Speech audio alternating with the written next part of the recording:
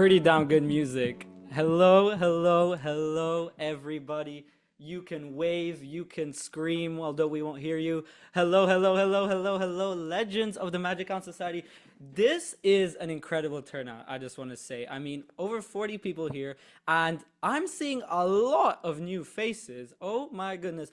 Welcome if you're new to our community. We are an incredible, growing Magic community online, and our goal is to make you a better performer, a better magician, and just have a good time. And today we have one of our monthly lectures, but listen, we've spent the last 2 months since we literally told this guy, you got to come over and do a lecture because you're amazing. You've put out so many amazing things. And he is a legend, and you guys are going to see him very, very soon. But before we do that, I have a question for you guys. First of all, raise your hand if this is your first time you're here.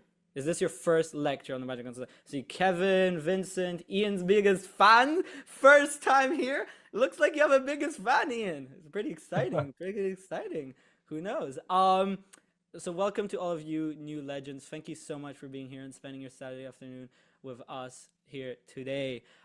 In fact, we're such an international community. I want to ask you guys, can you just type in the chat, please, right now, where are you tuning in from? What country? Because we are such an international community. Write in the chat, where are you from? You can write the city, you can write the country, it doesn't matter. We have got people from all over the world. Let's see how many countries we can cover. Type it in the chat, guys. Oh my gosh, we've got Europe, we've got the US covered. No one in Australia, I hope, because it's like 2 a.m. there, but you know, you never know. You've got the enthusiastic bunch. So many international people here today. Such an exciting thing to have an honor and celebrate this amazing thing. Now, guys, if you guys don't know who Iain is, he's going to introduce himself very soon. But Iain Bailey is one of the most influential creators. I got to meet him for the first time IRL in Blackpool. I think 2 years ago, for 2 years straight, I saw him. And this guy, we were the first ones at his table, at his stand at Blackpool. And he was just blowing people's minds away. I mean, his creations are seen in so many places and they're so creative. And I'm going to let him describe a lot of it. Before I bring him on, especially for the new guys, I just want to show you a little bit about our lectures, because as you see, our lectures are very highly interactive and it makes you guys have such a better experience and enjoy it much more. But in order to enjoy that experience, make sure that you guys use Zoom right. Go on view, go on speaker mode. That way, the entire lecture, you're going to focus fully on Iain, and make sure you're in full screen, because that way you can just focus on Iain. But maybe there's a lot of people. You can click that minimize thing and move them away, because that way you just focus on all that good content that's going to be covered today. Turn on your camera, guys, because this is an interactive lecture. You guys can interact in the chat. You can ask your questions. You can do absolutely anything you want in order to have a good time. So turn on your camera, and it'll also allow us to select a few people for any interactive tricks. If you have a question, type it in the chat box. Super easy to do. Type it in. And if you want, at the end of the lecture, you can ask a question verbally. You just raise your hand on Zoom as shown here. And in fact, I know Iain really likes this. I know he does. He likes that you guys show him that you enjoy the lecture. And there's one really good way to show Iain that you're enjoying the lecture. You guys can use the interactive interactions, the reactions on Zoom.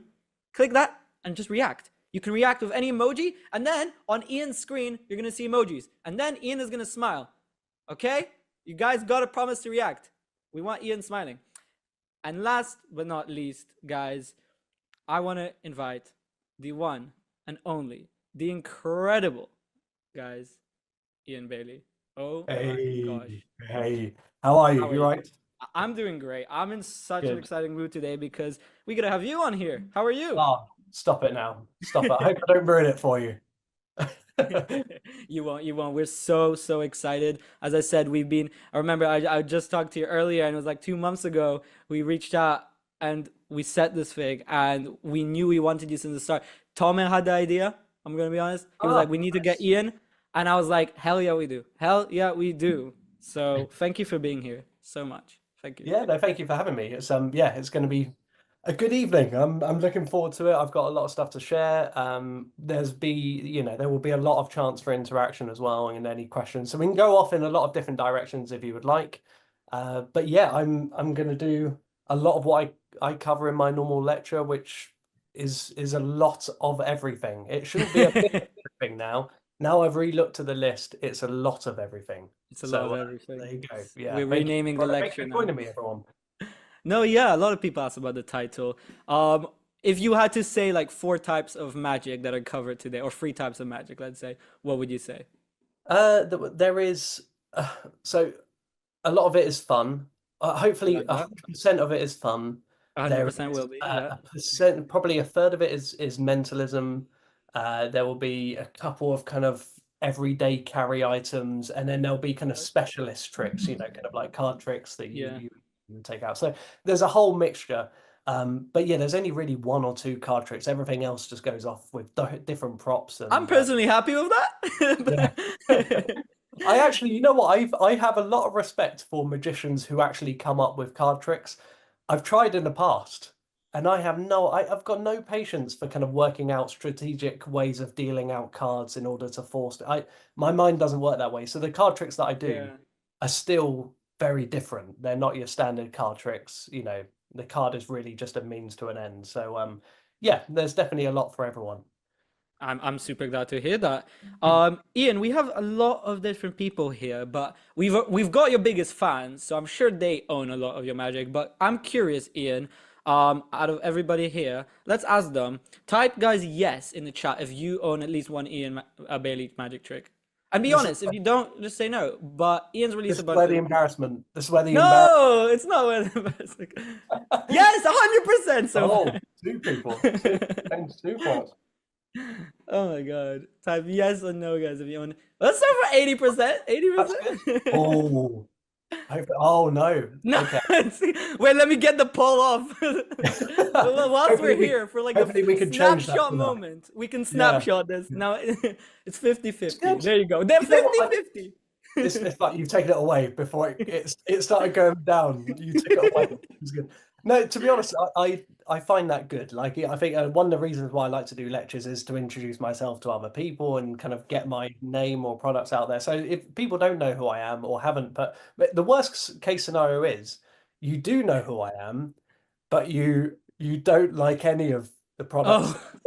and then but you're here on your Saturday night. And I suppose I'm still quite touched by that. So thank you for That's joining true. me. Even if you're here just to spam the whole thing. But yeah, thank I you. love that. I love that. Oh my God. But that's amazing. That's amazing. And just before we do start, you had a question. So if anybody's new to our lectures here, we always like to have some interactive element here at the start to kind of see. We always ask the lecturer to give us a random question. And Ian had an interesting question, and it's a nice general question. Just write and answer in the chat, guys, what type of magic you guys do, right? A, B, C, or D. Are you some, because we have a lot of hobbyists, we have a lot of professionals. It might be nice to kind of distinguish here what type of performers we have, so we can kind of see that Wow. most people are hobbyists, which you'd Okay. expect, I guess, right? I don't Yeah. know, I would expect, but we do have a lot of professionals here, so that's also really good. And someone does stand up, so Oh, there you there's go. more stand-up appearing. Yeah. Yeah. Nice. Yeah, interesting. That's That's good. that's a Yeah. nice That's little that's a statistic. good mix. That's a very good mix. I'm happy It with that. is. It's Great. Yeah. very Yeah. equal, very balanced. Yeah. So that's perfect. But Ian, and from all the incredible people here, I don't want to take up any more time. I want to let you roll. So I have a fun little thing I want to try to see if the people are ready for you. Are they ready? Let's see if they're ready. If they're ready, guys, let's try out this new thing for the first time. I'm actually really excited. Even Tom doesn't know. Type in the chat hashtag Ian if you want to have the lecture start. Type in hashtag Ian if you want the lecture to start. If no one does it, it's not gonna start. Yeah. Yeah. Type it in. Oh, we're close. We're close. Nice. We're Well close. done, Come on. Roy. Well done, Come Roy. on. Oh, we're close. We're close. Come on. Let's get the lecture to start, guys. Does this thing Oh, actually? oh, we're close. Is this a One more. pre-recorded thing? Does it just rise anyway? It Regardless, rises. No, no, no. It rises it actually as actually. people type. Oh, okay. I'm gonna We have need to like two intervene. more people. Right, let me Ian, do it. Let me do it. this is how sad. We need me and Right, Ian to do it. One yeah. more. There we go. That should tip us over Oh, the yo, edge. you send it directly to me, Ian. Oh, okay. Right, hold on. It's Hold on. fine. We're gonna start. I wanted to try Right. an experiment, but it Yeah, worked. I We will need do it. one more. We need one Good. more. Good. There we go. I think Michael's got involved. Michael's got involved. He spelled your name wrong though, but it's fine. That's Ah, fine. it's fine. It's fine. It's fine. It's fine. Boom. It should There we explode, go. usually. It should explode with like a confetti thing, but we're one person off. Anyways. Some Set fun. tuned for the rest of the lecture. Yeah. Yeah. Anyways, Ian, I'm gonna put you on screen fully. Thank you so much. And Okay. guys, the amazing Ian Bailey. Thank you. Thank you. Look at this. Look. I brought props and everything. I've got a new sponsor. So I haven't really. It's not a thing. We will do something. I spoke to you about a pot of we were gonna do a random selector A random selector. using someone to come on. Now, how do you normally do this, Alan? Do you, Boom. okay, right, wow, okay. So if you There we appear go. on here, you So need to be everybody prepared that to come on camera. Um, yeah, let's see how this goes. I think your microphone's just gone. my Am I- microphone There should we be go. better now. There Fine. we go. Yeah, yeah. Ian, Okay. whenever you want, Okay. just do some sort of action and it's gonna spin. Because Right, that's okay. I'm gonna roll. There we go. who's gonna join me, and please not myself. I'm realizing this is all Charles oh, iPhone. Charles What a iPhone. name! What a What a name! lovely surname. What a lovely surname. Very, very good. I love the name. Charles, we've unmuted you. How are you? I'm doing good. How are you guys? Hey, good. Great. All the Ian, better for seeing you, Charles. All the better for seeing you. How are you? Good. Is this your I'm first doing lecture? good. Have you been on many of these before? I've been on probably about 3 or 4. Okay, so you were expecting to know that you might come on here at some point, so that's Yeah. hopefully it's not too much of a shock for you. Okay, so we're gonna do something. Now, we've never met before, all right? No. Lecture is random, okay? I'm guessing, just by the sound of your voice, this is what I'm picking up, that you are a fan of coffee. Yes. Look at that. There we go. So I'll explain that one later. It's 50-50. That's basically it. Yeah. But Yeah. I'm guessing also by the sound of your voice, I can tell that you're an honest human being, right? You when you go to a coffee shop, you pay for the coffee, don't you? I'm guessing. Yes. Yeah. Yes. This is about to change, okay? Because I have a way of never having to pay for coffee. It's basically I paid for coffee once or twice. I never have to do it ever again. So what I want to do is show you this. These are, I'm guessing, whereabouts are you from, Charles? United States. United States, whereabouts? Whereabouts specifically? Indiana. So the Indiana. Midwest. Okay. Yeah. Now, I'm not sure whether you guys have these loyalty cards. These are very kind of antiquated, but can you see that? Hopefully, the camera might Yeah, pick I that can up. see. I can see it now. Yeah. Yeah. Do you Yeah. use these at all, or is it a thing of the past?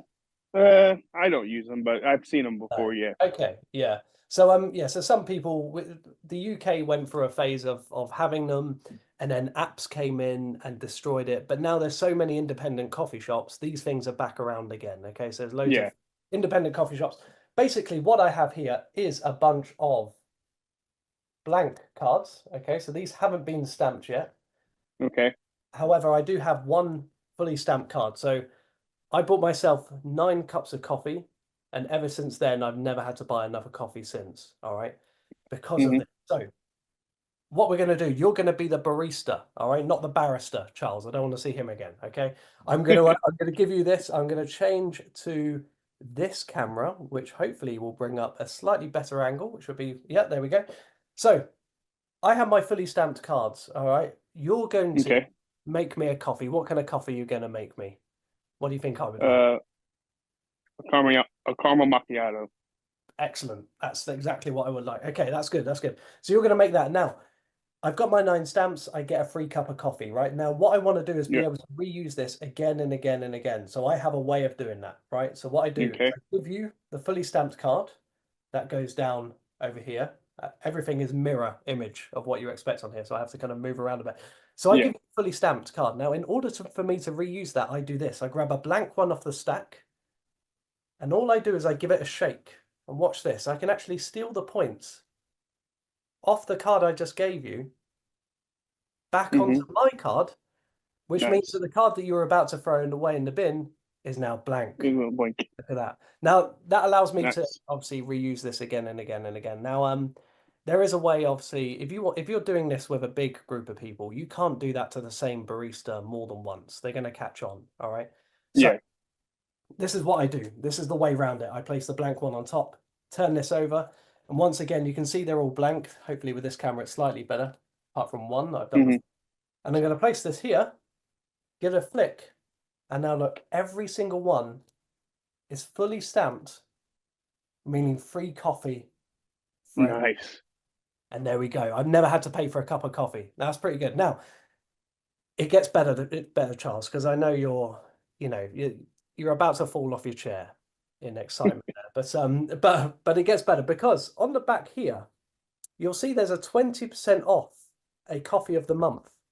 And now these are loads of different types of coffee, okay? So there's coffees I don't even know. An affogato, never even heard of it, okay? Loads of different coffees. There's probably about 20 here. What I'm going to do, I'm going to riffle, well, I'm just going to gently riffle down the edge here, and you say stop, and wherever you say stop, I'll lift up, and you just look. Okay, I'll look away and just remember the coffee. Okay, so I'll look away. Just say stop for me. Stop. Happy there. Stop. Yes. Just remember that. Don't tell me what it is. Can you see it? Yes. Yeah? Bring it a little closer. I think it. Oh, yes. Yeah? Okay. I'm good. Yep. So I want you to imagine that you're drinking this cup of coffee. And I'm very good, by the way. I used to work as a barista for a number of years, and I could, as soon as someone's walked in the shop, I would know what coffee they're about to order. All right, and I'm going to do this with you. All I need is 2 questions. All right, 2 answers from you. So the first question is, Charles, where are you drinking this? Are you drinking this in the coffee shop, having a relaxed time, reading a newspaper, or are you walking down the street to your job, to your friend? What are you on the go, or are you relaxed? I'm on the go. You're on the go. Okay. Yes. And if you could drink this cup of coffee with any celebrity in the world, who would you drink it with? Not the same cup of coffee. They'll have their own. Let's say Tom Hanks. Tom Hanks. Okay. Yes. So just those 2 questions alone, I'm able to guess exactly what drink you're thinking of. Okay. So let me just have a little go at this. Right. So I'm going to write this here. Now there were, like I say, about 20 different drinks to choose from. I'm going to place this on the table here. For the first time, what was the drink that you're thinking of? Cappuccino. Cappuccino. Would you be impressed if Yes, that sir. cappuccino? Yes. Yes, I would. That would be I'll good. be excited. Yes. Look at that. Nice. Cappuccino, everyone. Give him a round of applause. Get the old excitement in the chat going. And yeah, there we go. Nice job. Nice job. Thank you, Charles. I'll let you go and enjoy the lecture, but thank you for coming on. Cheers. Oh, by the way, there is one other thing. Charles can remain off the camera for now, but this is very strange, right? What I'm about to say, but believe it or not, I have literally just before this lecture enjoyed a cappuccino with Tom Hanks, and that's the amazing part. So there we go. I knew you wouldn't believe me. You didn't believe me, did you? You wouldn't believe me.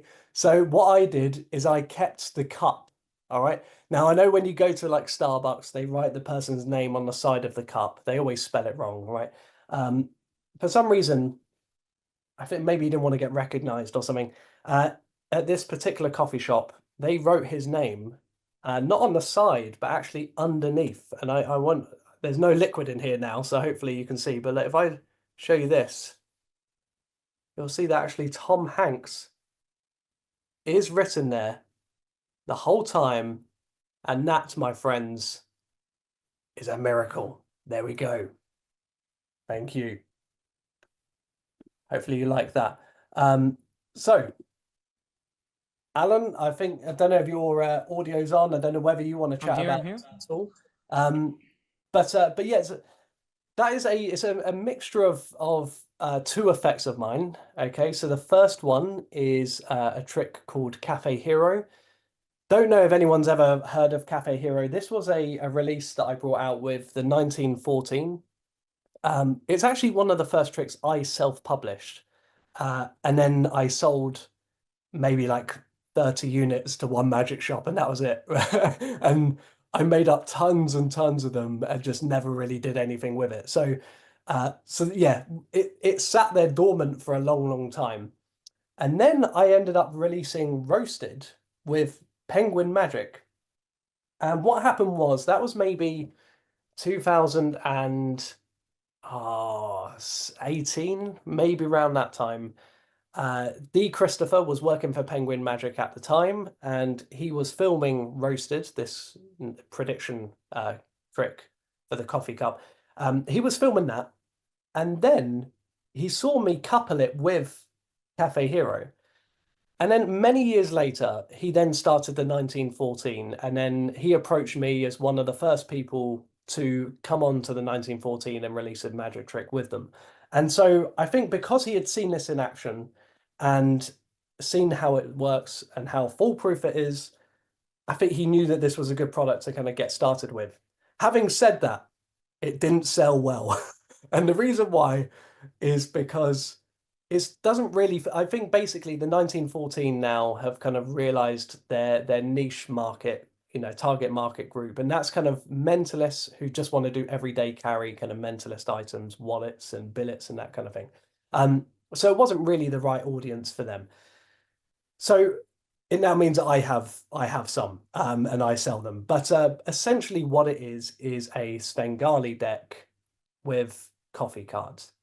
And I think the reason why I love this, and this is unfortunately this is one of the reasons why it never really sold particularly well in Magic, is because people knew the prop, they knew how it worked, and so they just assumed, oh, okay, it's not that exciting, right? I already know the secret. People love to buy tricks because they want to know how it's done, and so if it doesn't fool them initially, then they're not particularly interested, right? So that was a problem that we faced, which is a shame. But what I like about Cafe Hero is that it takes the Svengali deck and makes it actually applicable to the world outside of the theatre of magic, right? I think it's all well and good if you can make every single playing card in a pack of cards turn into the three of clubs, right? That's incredible. It's very visual. It's very, it's very powerful. But then as soon as the show ends, they no longer want to be you. They want to be you within the show, but now they've left the show. They're like, oh, okay, yeah, well, that's an interesting skill, but that's fine if I did card magic. This, however, is very different, right? You do the trick, the power is in the trick at the time in the theatre of magic, but then after the show, they still want to be you because they would love to never have to pay for coffee if the next time they go into the coffee shop. The other thing is, it's one of those things that you would actually do if you actually had magical skills, right? It's very low, it's low cost. I know a lot of people would want to make £1 million. Not me. I would just like to get an occasional latte for free. That's the kind of type of guy I am. But yeah, it's one of those things that it still means something, and you would, why would you pay for coffee if you could just make coffee cards appear or whatever? So let me run through that very quickly. But before we do that, I would like this probably didn't fool you so much. However, put up your hand or vote, say yes or anything like that. Say whether it fooled me in the comments below. I don't know if that will equal another poll. I don't know whether Alan can Boom. sort that out. There we go. So put yes or no. No, there's lots of no's. Wait, what was the question? Did it fool you? Wait, Did what we it could fool do? you? We can do Did the this. We could do cup this. specifically. On a scale of 1 to 10, how much did it fool you? Right, 1 or 10. That might be more interesting 1 for to you. 10. That 10, might be... 6, 8. Nice. Yes. Someone said yes, but I didn't see the cup or something. The load, yeah. Yeah. Well, The load. around 6 out of mostly fooling. Like Yeah, nice. Okay, that's good. Okay, put it away before it goes down to 1. So yeah, it's yeah. all go away. Go away. There you go. Cheers, thank you. Yeah, so basically what this is, Roasted is essentially Quran's medallion. We'll get back into that a little bit more because there's a whole thing you can do with that, but which we'll talk about in a second. But I'm not going to go into a long explanation of the Svengali deck, right? Some lectures you go and see, they do a 2-card transposition and they'll take 20 minutes to explain it, right? I'm not going to do that. So essentially what we've got is a Svengali deck, which if you're not aware of, let me just briefly explain. You've got short blank cards that are cut shorter than these fully stamped cards. So the long cards are fully stamped and they alternate. So every other card is a longer card than the other one and they're fully stamped, right? Which means that, and it's really difficult to explain. It's still magical whenever I try and explain this. But if I was to face the blank edges towards you, the blank kind of design towards you, maybe it might be worth going onto this camera because of that autofocus is a bit crazy. Let me go over to here again. There we go. So if I have the blank faces towards you rather than the backs and riffle them with my thumb, the blank is long. Thank you. Thank you very much for the comments there. There you go. Okay. So the blank one is the longer one. The fully stamped one is the shorter one of the card. So as I go along here, that's speaking from a man who owns a product of mine. Maybe. If you do, thank you. So as I riffle along this way, it only shows the longer blank ones and hides every single time a fully stamped card behind it, right? So whenever I do this, that's a fully stamped one, right? So you've got that. So these are basically are all blank when I go this way. When I turn around this way and have the back towards you and do the same, they're all now fully stamped, right? It's an amazing trick. It's an amazing trick. So it's normally done with, like a pack of cards and they all turn into the 3 of clubs or whatever. So that's essentially what we got there. On top, I have 2 uncut cards, and these are, just the blank ones here, and a full length one, not a cut short one, but a full length, fully stamped card here. So basically what I do is I come out with a pack. This can just be in your bag, in your pocket, at a coffee shop, wherever. You don't have to buy this, by the way. You could just go to your local coffee shop, take a load of these, tip them a little bit as a thank you, and then go and stamp them yourself. So you could do that. You don't have to purchase these at all. So what I do, I put the blank one aside. I show that these are all blank, and I place them down for a second. Get someone to inspect that. Just make sure the ink doesn't rub off, etc. And whilst that's happening, what I'm going to do is push over 2 cards, the blank ones, turn them over, and then just get a little pinky break underneath there, right? As I take this back, I might then address someone else. And what I'm doing now is just placing this on top.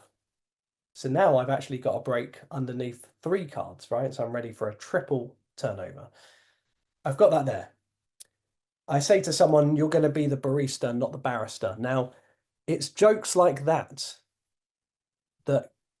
get a... And that's, to be honest, that's good enough for me. That's probably as much of a reaction you're going to get out of all the performances that you do. So that's that for me. If I get a, I'm taking that to the bank. All right, that's a good laugh. Okay, so there we go. We have that. I give that to someone, and I place this down on their hands, and I say, in order for me to reuse that, and by the way, that's now blank. In order for me to reuse that, I take a blank one off the stack, and what I do is this: I turn over a single card. And as I turn over that single card, I'm going to get a break underneath the fully stamped card on top. Place that there, and we're like that, okay? So that is now the case here. Now, D. Christopher, when he bought this trick and was gonna release it, he looked at flap cards, he looked at hollowed out cards, and the ink moves down. He tried loads of different things, and then we just went back to the 12 change because it looks magical, and it's a brilliant move. So what I'm now going to do is do the 12 change. I'm going to pick up 2 cards as one, just like this, and as I shake here, my ring finger is going to push as my first finger pulls round, right? So there we go. So it's like that. As I shake and do that bigger motion, that's going to cover this motion of me turning it around like that. So once again, from here, I know the camera's slightly delayed, but you kind of get that effect there. That then goes back. I place that back on the pack as soon as I can, all right? I say if that's now fully stamped, it means the one you're about to throw in the bin is now blank. They turn it over and it's now blank. Now, this is an interesting two-card transposition in the fact that normally when you do a two-card transpo, you're changing the 7 of hearts to the 3 of clubs, right? Or something like that. The cards very obviously switch places. This, what you're doing is something a little bit strange. You're actually taking the essence of the card off of someone else's onto yours. So although it could be seen as just a two-card transpo, it's actually something interesting is happening. I'm actually taking the points off of yours and putting them onto mine, which is kind of a nice little thing that D. Christopher thought was worthy of mention. So now I've got the fully stacked one. They turn it over. They've got the blank one. Now, that does get a good reaction, right? People are surprised at a two-card transpo like that. And it, the 12 change works really well as well. So you've got a good effect. And that's how it originally started. Although I looked at David Williamson's two-card transpo, the torn and restored transpo. I love that trick, and I thought that was perfect for this because one thing I like to do when you're coming up with a trick is ask yourself, if I'm gonna tear and restore a playing card or a card in general, where are people tearing cards up on a day-to-day basis? And for me, it's the coffee shop. Once you've got your fully stamped card, people tear it up, throw it in the bin, and it's done. So if you're going to restore a card and you want to do David Williamson's Torn and Restored Transpo, which I really recommend, it works very well with this. It's only because of refills and stuff like that that we didn't go down that route. Then I would really recommend that. So if you're a magician, just look at where is stuff happening on a day-to-day basis and how can I incorporate that into my magic, right? Taking a playing card and tearing it up and restoring it is beautiful to watch. Doesn't really mean anything. If you did it with one of these, once again, that means something. So that's just something to bear in mind when you're either coming up with magic or choosing what magic tricks to perform. So that's now happened. Now what I do is I place a blank one on top of the pack. I show once again the blank stack just to refresh people's minds. I place this on top. Give it a little flick. You might want to tap it on the table if you want to just reassure yourself. And then now you're going to riffle the other way and show them all fully stacked, fully stamped. Now that's the way the original Cafe Hero ended. So when I first released Cafe Hero, it was just that 2 phases and that was it. D. Christopher, being a mentalist, came up with a brilliant idea of then using this essentially as a sten pad, right? Use the same secret to then be able to then force a drink, which I think is lovely. Rather than having to add anything else to the pack, you're using exactly the same secret. So what you've got here is, once again, a different coffee. And he's kind of made a coffee of the month here. So you kind of, the mocha, all these different drinks here. But if I was to riffle the other way, every single one is a cappuccino, right? Apart from that latte that works its way out. There you go. If I do this, that'll be better. So now every single one is a cappuccino, right? What a lovely way of forcing a drink. So even if you don't like the magic phase of it, if you have a pack of these, you can just make it seem like, I've got these loyalty cards. Let's see, let's just randomly select a drink, and then lo and behold, you could have predicted it or forced it and have the barista bring it over to you or whatever. So in order for me to make that work, I don't want them lifting up at the sides. If they lift up the sides, they might get the filter coffee. If they lift up the sides, they might get the macchiato, right? Macchiato. What I want them to do is lift up on the long and short edges, because every time, apart from that time, every time it's going to be the cappuccino, right? So what I do is this, I grip it like this. That way, if they come over to lift up here, it's a little bit intimate. It's a little bit weird, all right? So they're going to naturally grab from the long and short end, which will then bring up cappuccino. And that is everything in terms of Cafe Hero. So you've got the 2-card transpo, you've got the trick where they're all non-stamped and now they're fully stamped. And yeah, it's a great effect to be able to do. And now you've got the way of forcing a drink as well. So that's everything with that. I don't know if there's any questions before we move on to the coffee cup side. That's amazing, Ian. That's amazing. Any questions, guys? Type them in the chat and we've got a team selecting them. Looks like I have to do this with coffee cards now. Hey, nice. Time to do it with coffee cards. It's a Um, beautiful effect. Yeah, that's how it kind of started. And then yeah, when I was making out with my own coffee cards at my local coffee shop, I think you can't beat torn and restored transpo in that way. It's so good. But if you want something that you can reuse, then just do the usual two card no, transpo and but it's still it's worthwhile. amazing, and people seem to love it so much. We have a whole deck of cards in this Zoom right now. We have 52 people, so pretty damn cool. Already. People are really enjoying that effect. I've seen a lot of messages Nice. and Okay. comments in the meantime, and people really liking it. But I think people really want to know the next bit now. I think we're really Nice. excited. Yeah. Yeah. So let's have a look. We have falafel Have loyalty card. falafel loyalty Yeah, cards. use those, guy. Use those. That's very tasty. Yeah. Yeah. Nice. All right, off Yeah. to you. Okay. So that's that. So that's Cafe Hero. Like I say, it's a sweet trick. A lot of the magic that you'll see tonight, a lot of the stuff I do isn't particularly. Don't switch off when I say this. It's not particularly kind of like massive bangers, right? But just really fun, nice tricks. And it suits my personality. A lot of the stuff that I might do might not suit your personality, but you can obviously change it, right? Just because I'm doing it in a weird way, you can be a normal person and perform it like a normal individual. Okay, so you have got that option as well. So let's talk about roasted. Now, roasted used to be a trick that did not use Cafe Hero, right? So if you don't own Cafe Hero or you don't want to do this to force the drink, don't worry, okay? So I am a big fan. I don't know if anyone is aware, but I have a YouTube channel. I should update it more. I have two YouTube channels. One is a magic one called Ian Bailey Magic, and the other one is called Ian's EDC.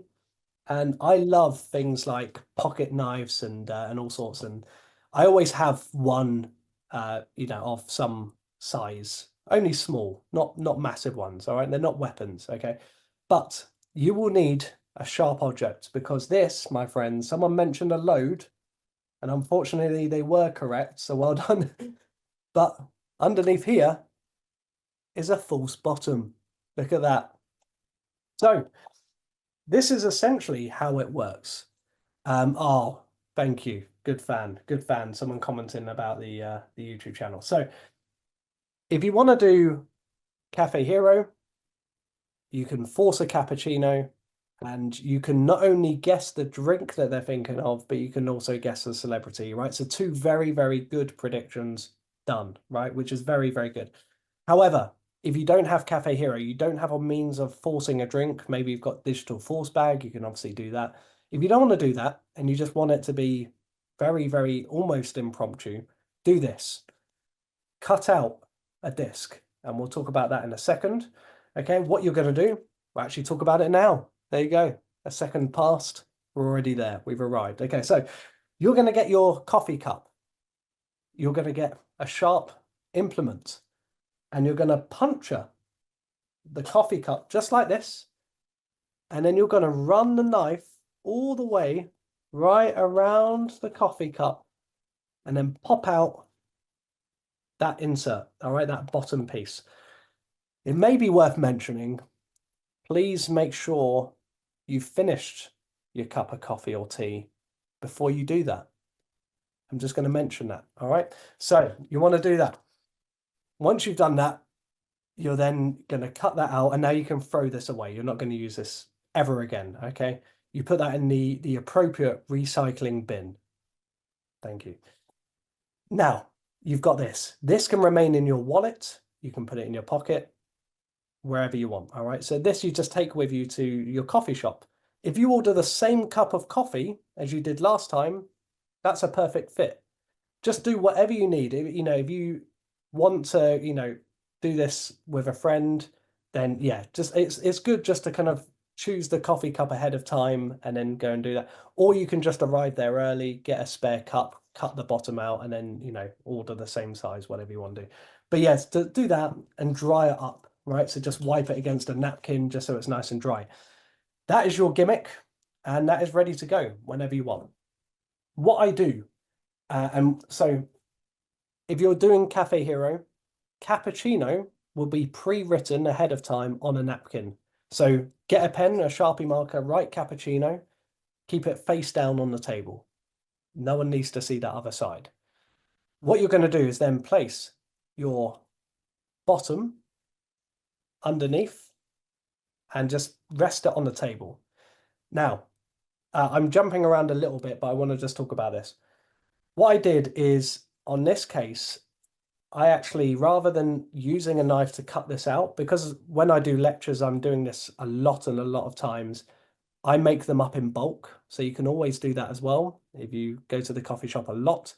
What you do, get a cereal box, open it up to the blank side like this, and just put the cup down, draw around the cup multiple times, and then cut it round, right?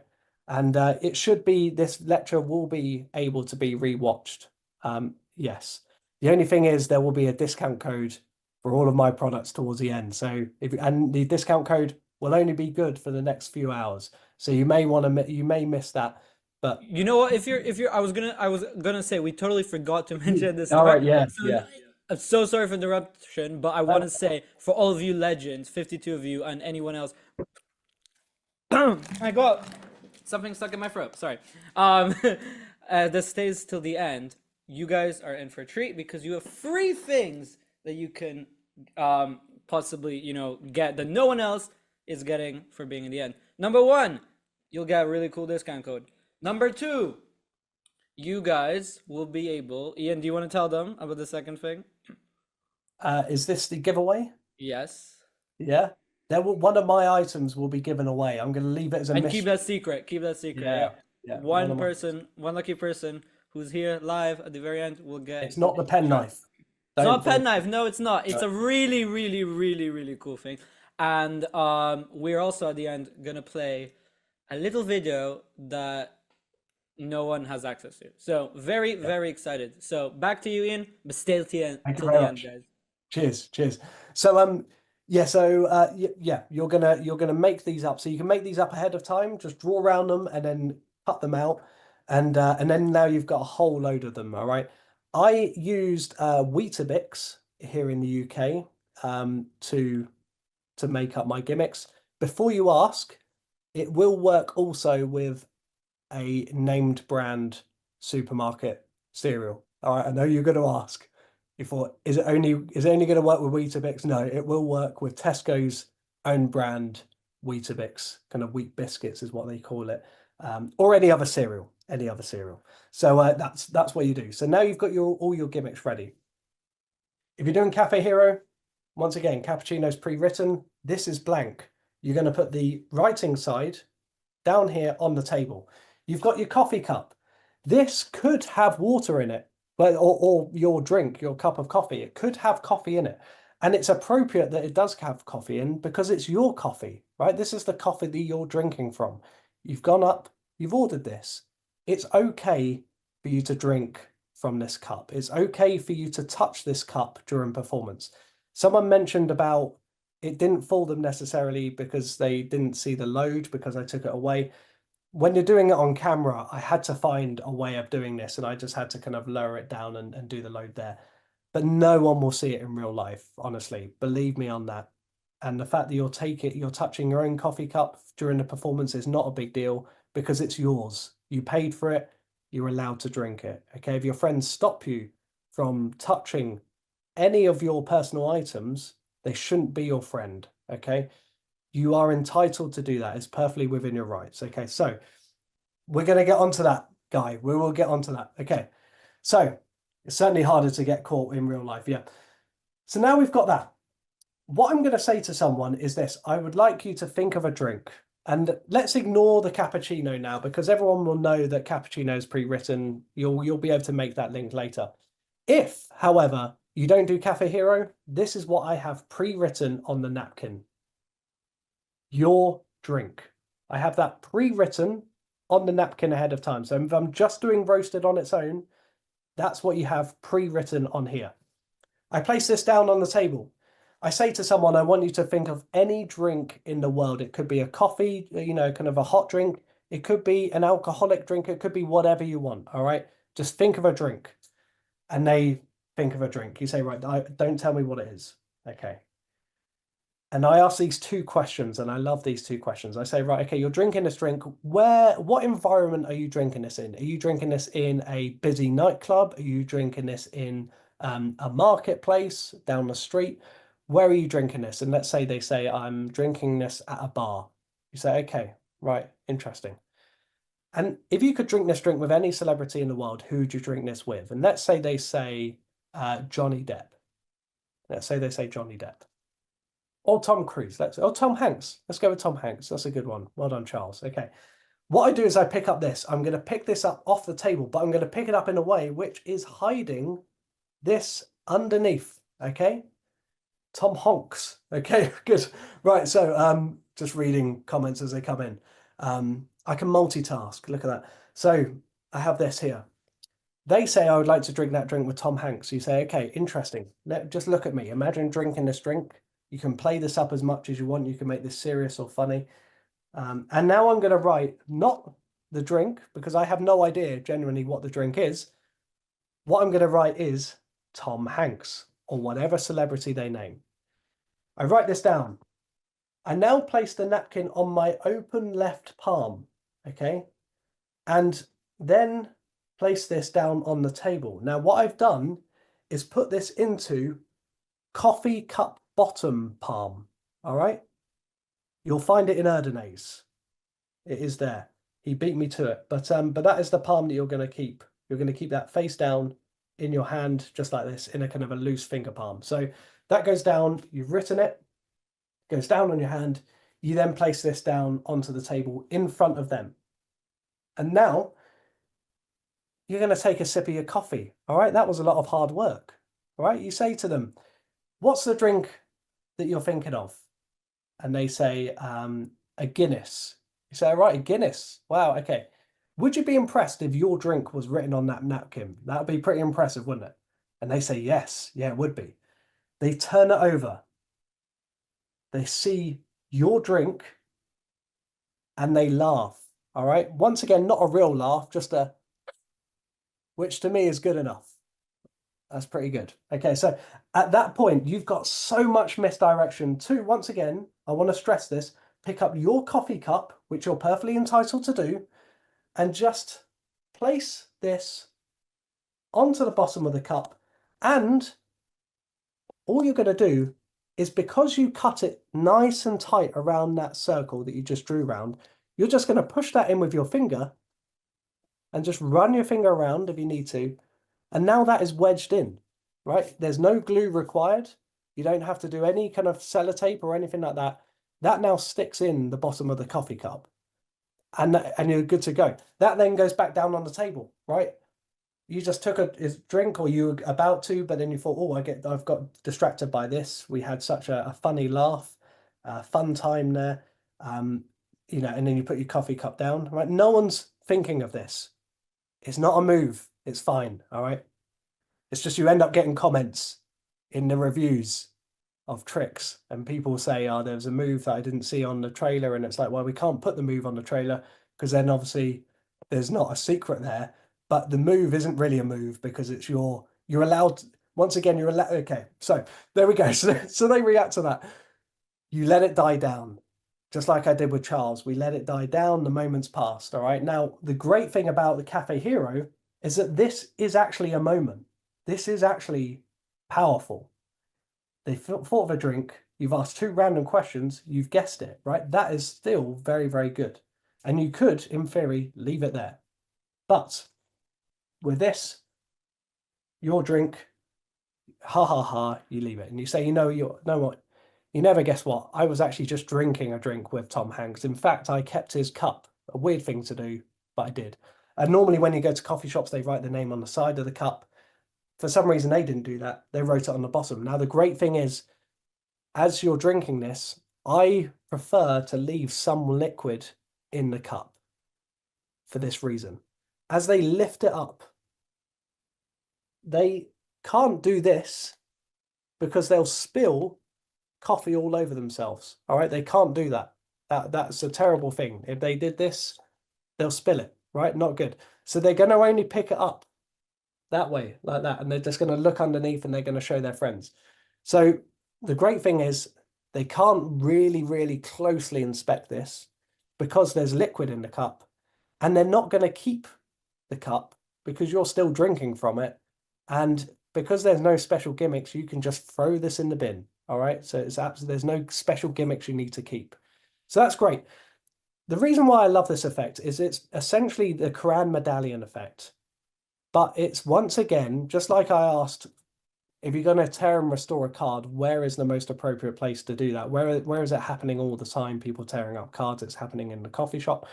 The next question is, where are people writing other people's names all the time? And that, once again, is the coffee shop, right? Now, I have worked on ways of trying to make it appear on the side, adding kind of discs to the side. But once again, that makes people want to inspect it more. I love the mystery of having it underneath, and it's a very weird surprise ending that no one sees coming. It means it's better on angles. You don't have to worry about the people around you. And yes, this does hold on to the bottom. It holds on to the bottom absolutely fine, because you can't see any kind of frame around it or anything like that. It just wedges in. That's right. Thank you, James. It just wedges in. It really, really does work as well. So don't be put off by this. It really does work. And like I say, you've got coffee in there, so they're not going to be able to look over and inspect it too much. But there is honestly nothing to see. It's very, very good. And obviously, you're still drinking from it, so they're not going to throw it away. So hopefully that clears everything up. There's more questions and that's fine. Wow. Guys, write your questions if you have any. We have a few questions. Wait. Does it just work with that coffee cup or other like makes? Oh, Other makes, yeah. It will work with Starbucks. The only thing it won't work with is obviously reusable cups because you can't really add a bottom like to it. paper ones. Yeah. You want one with a nice ridge on it, okay? And also polystyrene cups, but no one really makes them anymore because of the recycling thing. So yeah, you just want any kind of paper cup, and it'll work the same. You could even do it with, McDonald's big. Yes, you can. You can. Cup. Yeah. You They could have do it that with range. the McFlurries as well, the ice cream, anything, you can buy big curries, and rice and stuff. You could, if you've It's got big enough amazing. hands, you could, you know what I mean? But anyway, No, that's yeah, it's amazing. I enjoy that so much. I mean, that is such a cool, impossible little thing, especially under the bottom. I found this it's more impossible, right? Like yeah, yeah, if it appeared somehow on the name, it's cool on the bottom. Oh my God, amazing. I love that. So I hope you guys like that too. But yeah, I think we can move on. We're pretty good. And if you guys have any other questions, we can leave it till the end. But yeah, Ian, I'm gonna nice, hand nice. it back over to you. Yeah, great. Well, there is actually one other thing that you can do with this as well, and because it's on the bottom, you'll see where I'm about to go with this. Let's say now this, I would never do this as a follow-on to roasted. I would never combine these two effects together. All right. Very important that I mention that. But now you've got this bottom gimmick, right? That was from a past lecture, someone named Ed Marlowe. So there you go. Let's imagine this is blank. This has no writing on it whatsoever. What I've done now is added with a little bit of double-sided sticky tape. Hopefully you know where I'm going with this. A tiny, tiny little magnet, right? Now you've got a chop cup. Chop cup with a takeaway cup. This goes in your wallet. You can then take it off the cup later on if you want to, because you're going to be doing this with a dry cup because you don't want to be turning it upside down if you're going to do a chop cup routine. You want it dry anyway. So you can reuse this again and again and apply it. But what you would do is this, you would hand out the cup to be examined. They would examine the cup. As they're examining maybe the pen or another item on the table, you're going to do that same move. You're just going to load that in underneath onto here. Now, because I was using a different size cup last time, this is actually quite loose, all right? So what I'm going to do is I'm going to take this off here. I'm going to grab my knife, and we'll get back to that in a second. I'm going to grab my knife. I'm just going to pop this out. Nice and easy to do. I'm going to place the magnet with the double-sided sticky tape on there, and we're away. So once again, cup is examined. Whilst they're examining the cup, once they've done that, you then pass them the pen to examine. Whilst they're examining the pen, I'm now applying this unwritten blank disc onto the bottom of the cup. That goes down on the table. You're now set for a chop cup. I love Craig Petty's chop. I think it's a brilliant, brilliant routine. The one advantage of this is that you're not you don't have to use a pen. You're not restricted by how you hold the pen, etc. So once again, I think it's a great routine. I'm not saying this is better. I'm just saying that this is an advantage of that over that, which essentially makes it seem like I'm saying it's better. It's not. It's different. So the other thing is, I have, and hopefully this will appeal to a lot of the English folk here, because we do like our cups of tea, don't we? Chop cup. Everyone uses an ordinary mug a lot of the time, right? If they want to make it more everyday. But they also still stick with a ball, right? A knitted ball. And I find that a shame because you've made all the effort to make it more everyday by using a normal cup. So why not use a tea bag? That's right. Iain Bailey has chopped a tea bag. I can now put that down there, make it disappear. It's now back under the cup. There you go. Look at that. So the advantage of the tea bag is about fivefold. We'll explain a couple of them. This is silent. When it hits the table, that is very, very quiet, right? So it's very, very quiet. It also doesn't roll around, right? A ball, when you hit it, it rolls around, right? The other thing is some people, and this happened at a magic competition that I was involved in my local club, 3 of us did the chop cup, and every single time when we put it down, for some reason the ball bounced its way up to the top of the cup again. And Paul Daniels, he tells you to put it down at an angle, and that avoids that issue. But for some reason for us that night, it didn't at all. So the tea bag is perfect for that because it's not going to roll around. It's going to stay exactly where it lands, right? Now, I've done this in a very rudimentary way. You can see this very, very obvious bit of glue here. And the reason why is I've left this as a little story, okay? Because what I used to do when I first came up with this, I got myself a metal pen clip. So I just snapped this off a pen. I broke it up into small pieces, made a little slit in the corner of a tea bag, put it in, and then glued it shut. And I found that that was terrible because it really, really shows up. However, when I did this for, I think, the Zodiac Magic Club in the UK, guy came up to me at the end and he said, why don't you do it with a needle, like a threading needle, right? A sewing needle. Because what you can do with a sewing needle is you can poke it through the corner of the tea bag, right? You don't have to make a hole at all. You can just pierce that through a tiny little corner, snap it, push a little bit more, snap it, push it more, snap, snap, snap, and put as many as you need in order for the chop feature to work really well. Okay, so you're just gonna put as many in as you want until you've got the strength that you want. But the great thing is you don't have to worry about any holes with that, which I really, really like. I think that guy's a genius. Annoyingly, he didn't tell me his name. Maybe he didn't want to be associated with me. I don't know, but he just kind of walked off it, a bit like Batman. He just kind of left, just went. So there we go. So that is a great idea that I love. I hope that you'll use this, whether it's just the now squeeze accidentally. I don't know. Sorry, I missed that. If if you squeeze the cup, it's not going to pop out, so don't worry. Now squeeze the bar accidentally, and you are in for a good day.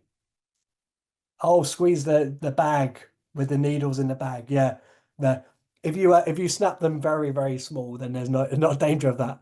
When he first told me about that, I thought, well, that's going to hurt. But no, if you do it so small, it's not going to be a problem. Talking about that, I actually before I came across the pen clip or kind of any random metal object or the sewing needle, I bought myself iron filings, right? I don't know if you remember it from science class, right? But the iron filings, I bought myself a bag of iron filings and filled this up with iron filings. And that also worked. You could use that if you wanted to, but the only problem is you've still got the hole issue to deal with. So yeah, the other one is a lot better. Yeah, you are keeping tea in the bag. Yeah, there will be a tea in the bag, so you won't. I'm going off on a rabbit hole here, following all the comments. But yeah, you've got tea in the bag, so you're not gonna squeeze that too much. It's not gonna do you any damage. And you can always grab it from the bag end, the empty end as well. But yeah, hopefully that's everything. I call that roasted chop cup. It's just a great way of having a chop cup wherever you want to go. If you I got don't know how you come up with constantly, that. I don't know. I was like, I'm in shock. That is so creative. Like, who has seen a chop cup of tea bags? Oh my and God. yeah, it is great. It is great. I It's think probably the inspiration for that was Jay Sankey with his earplugs. The sponge balls. yeah, He has a version with earplugs and kind of like oversized earplugs. I use them because I'm an electrician during the week, and yeah, it's kind of like it fits my work environment really well. But the great thing about those is that they don't roll off the table and all that, yeah. and that kind of led me down that direction. So yeah, That's so that's amazing. everything in terms of the coffee related tricks that you'll see at this lecture. That's Um, amazing. I can see everyone now. Hopefully, everyone can give me a thumbs up Yeah, do a thumbs up if you if like you're that. still That paying is so attention. cool. And Yeah. um, No, yeah, people are enjoying this so much. I know you mentioned it earlier, but I will also say that this lecture is recorded, so if you guys did miss something, you could always refer back to it later on. So yeah, just enjoy. That was what I'd say. yeah. I do move quite quickly, but I'm aware that yeah. Hopefully it's still clear. And if you need anything It's perfect. repeated, you can just go back and rewatch. And yeah, It's you've got perfect. um. Good. Okay, so we're gonna stick on a little bit more mentalism for the time Woo, being. woo. But what I'm going to talk about is my wallet. And this wallet is called the Jameson wallet. Now, this was released with Alakazam. If I just show you on my shelf of mystery here, this is the Jameson wallet. This came out during lockdown, pretty much. And yeah, this is a card to wallet essentially, but it can do a lot more. And it's the most thin card to wallet that you'll see on the market. That's it in brown. I do have them in black as well.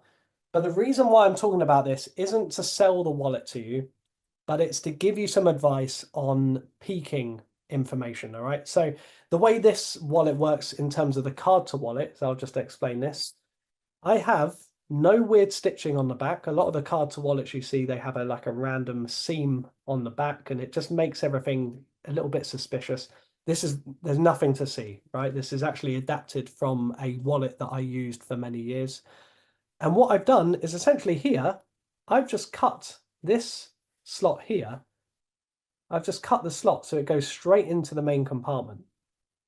So if I was to show you from the inside here, that goes straight into here, right? So it's not a legit slot at all. My finger goes straight through just like this. So what you would do is typically you use your credit card or something as a slide. This will be in your back pocket, and you might have their playing card chosen and palmed, and you go to your back pocket, you push that just behind that slide and just push it in, and then that will go into the main compartment like so. Very similar to a JOL wallet. Very popular here in the UK, but it's kind of more of a kind of jacket load. You can do exactly the same with that, but with this. So it's a really nice card to wallet. However, there is something more, and there always is more with me. Here we go. This is an excellent peak wallet. And I think I briefly talked about this on the video. This was more of an afterthought after we did the filming. I played around with it even more during COVID and then kind of gave Peter the video later on. So whether it made it onto the final video, I'm not sure. But this is the routine, and I'll just talk you through it. There's no point me drawing an object because obviously I have to draw it and I'll know what it is. But and also a lot of the lectures, it's like I'm bad mouthing all the other lecturers. I'm not. I find that with mentalism, when you're doing it for magicians, just get straight to the point, right? They already know that you looked at it 20 minutes ago. All right. So don't, just get to it. So that's what I'm essentially going to do here. I have two spectators.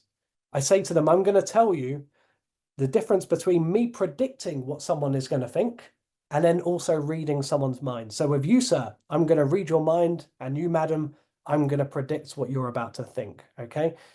I get this person to draw an image. I say, I don't want to know what it is. Keep it face down, right? They keep it face down. I say, look, I'm going to place this in the wallet here, just in the front there, because if I don't guess this correctly, you get the contents of the wallet. All right. So that goes in there. I then say to participant number 2, I say, what I want you to do is think of a number, actually name a number out loud between 1 and 52. They name a number. And let's say they name 49. I then go to my iPhone. I load up, and I'll just be very transparent. I load up Digital Force Bag. I go to the playing card notes in my iPhone, and they're all in a random order. I say, right, go, just read out a few of them. You can see they're all different. And now read out what's at number 49. And it says the 3 of clubs. I say, right, wow, 3 of clubs. Now, inside this wallet, I folded up a playing card and I put it in the wallet. Let me show you what it is. Hopefully you can see inside here. There is one playing card inside. Can you see that playing card inside? They say yes.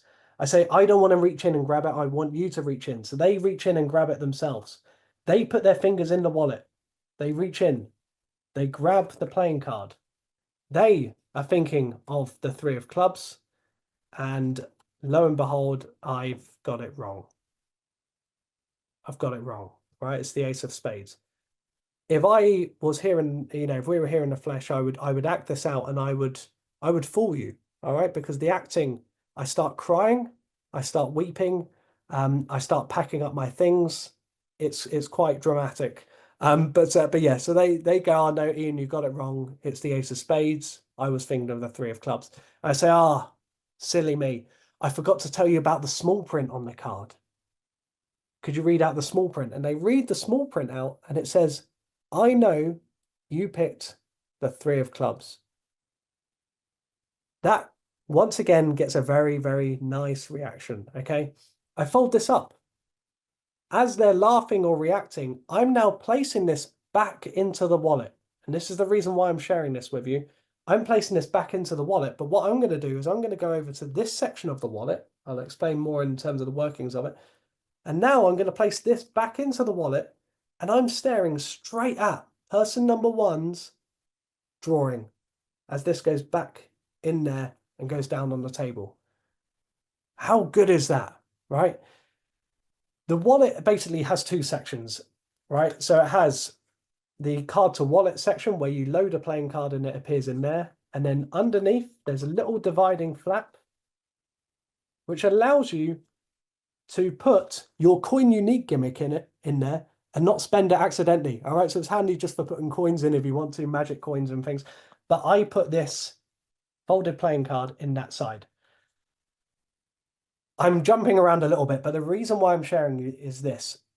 There are many, many excellent peak wallets out there, all right?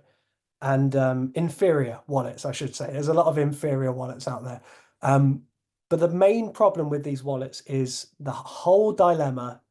How do I justify going back to the wallet? All right. You've got the Stealth Assassin wallet, a fantastic wallet. Peter and Mark on the DVD give you loads of really good reasons going back to get money, etc. This is my favorite way of doing it. And I think I justify so much within this small little routine. So what I have here, once again, the drawing goes in. And it goes into that, right? But what I'm doing is once I use Digital Force Bag to force the 3 of clubs, all right, I'll explain that. Digital Force Bag or a Sven pad or just a pack of playing cards and force the 3 of clubs. It doesn't matter what way you do that. It's up to you. I open the wallet. I unzip the wallet and I open it this way. So I'm opening it, not the dirty side, all right, because that would give everything away. I'm opening it on the clean side, right, where that playing card is. Now, what the beauty of this is, I'm opening it up. Everyone is seeing in there that you cannot see through this material, right? Not that anyone's thinking that, but they have now fully satisfied in their mind that whatever is written here is not seen within. All right, you cannot see inside and see their information. So they're seeing that. They are then also being slightly distracted by a playing card, right? So there's a focal object in there that they need to focus on. They are reaching in with their own hands and taking that card out. They know that there's nothing else in that wallet. They know that there's nothing untoward about the wallet. They're reaching in and grabbing it themselves. And what this playing card is Small Print by Jay Sankey. An excellent effect. I think it was released with Elmswood or Elmer's Magic or something like that years and years ago. And then Penguin re-released it a few years back. And he gives you maybe a pack of 10 cards, and some of them are court cards, some of them are just regular cards. And I have the Ace of Spades here. And every card at the bottom will have a prediction. I know you picked, and then in this case, it's a 3 of clubs. There's a whole mixture. There's a lot of variety there, which is really good. So I have this folded up, and you can see I've used this many, many times. And that is the prediction that I use. The reason why is it gives you the same misdirection as what I've done with this gag here, okay? They think you've got it wrong. They then look at the small print, and then they see the 3 of clubs. And whilst they're reacting, the great thing is you're not having to cover this with presentation about going back to the wallet so much. Just that alone is enough misdirection for you to go back to the wallet, because you're just going to pop this in. You're just going to pop this back in your wallet, all right? But what you're going to do is with your thumb, open this up to that side. Thank you, Toma. Thank you. Yeah, so you're now going to open it up to the dirty side, and you have got all the time in the world to get a full business card peek here as you place this back in. And once again, you looking in your wallet, they're not going to think anything is suspicious because they just saw in your wallet 2 seconds ago, right? So they're not going to think there's anything suspicious here. So you're just popping that back in your wallet. You can zip it up again if you want to, and you're done. And so then that now allows you to get a full business card peek and predict someone's playing card or whatever you want to do. And so whether you like the Jameson wallet, there will be a discount code later on in this live lecture. You can grab yourself some. I've got more in stock in black and this lovely brown. Is the folded playing card going back? Alan, I'll let you do. Is a fold playing going back come from? Oh yeah, it's going in the peak side. It's going in the peak side because they're not going to be looking at the wallet after the performance anyway. So you may as well just make it easy on yourself. Stare straight at that and just pop it in that peak side. So hopefully that makes sense there. And that's it. So whatever wallet you have, hopefully now you've got a good routine that allows you to go back to the wallet with no pressure whatsoever. So yeah, is there any questions about that, about the wallet, about anything? That is such a clever wallet. Really, really is. I know Tommy uses it a lot, Right, so nice. Yeah, it's a really good switch wallet. So you can use that divider to switch one object for another if you wanted to. There's many different ways as well of loading it. Some people like to hold a double, so 2 cards, and place this in the wallet and push their one, kind of load it in secretly into the wallet and then pull this out, and now they're one. There's so much you can do with it. It can be used as an index in your pocket as well because of the kind of the 5 slots here, or 4 or 5 slots here. You can kind of do that. Good for confabulation as well. Yes, That's we right. have a few questions. Jen has got a question. Jen, put your question in the chat. Josh is asking, will the wallet fit playing cards? Yes, yeah. So this is actually, although this is my own, branded play. This is a normal poker size playing card. Yeah, Perfect. yeah. So that will fit playing cards in that slot. Absolutely fine. You can actually peek at the first time you open the wallet. Yeah, that's true. I did think that when I was doing it, I was thinking, oh, I could just have peeked it then. But it's nice to have the opportunity to then do it again, because especially if you're doing it with a drawing, it's very easy to see. But if you want to guess someone's word or name, then sometimes it's nice to have a nice little peek again. The reason why I like to do pictures is it doesn't matter which way up they've put that card in your wallet. So yeah, that's a very, very good point. Thank you. Perfect. Yeah. Jen will give you a few more seconds to type in your question. But no, really, it's really cool. That's really nice, and it's really thin. So that's amazing. And I've got one other mentalism thing that I can show you very briefly with this wallet as well.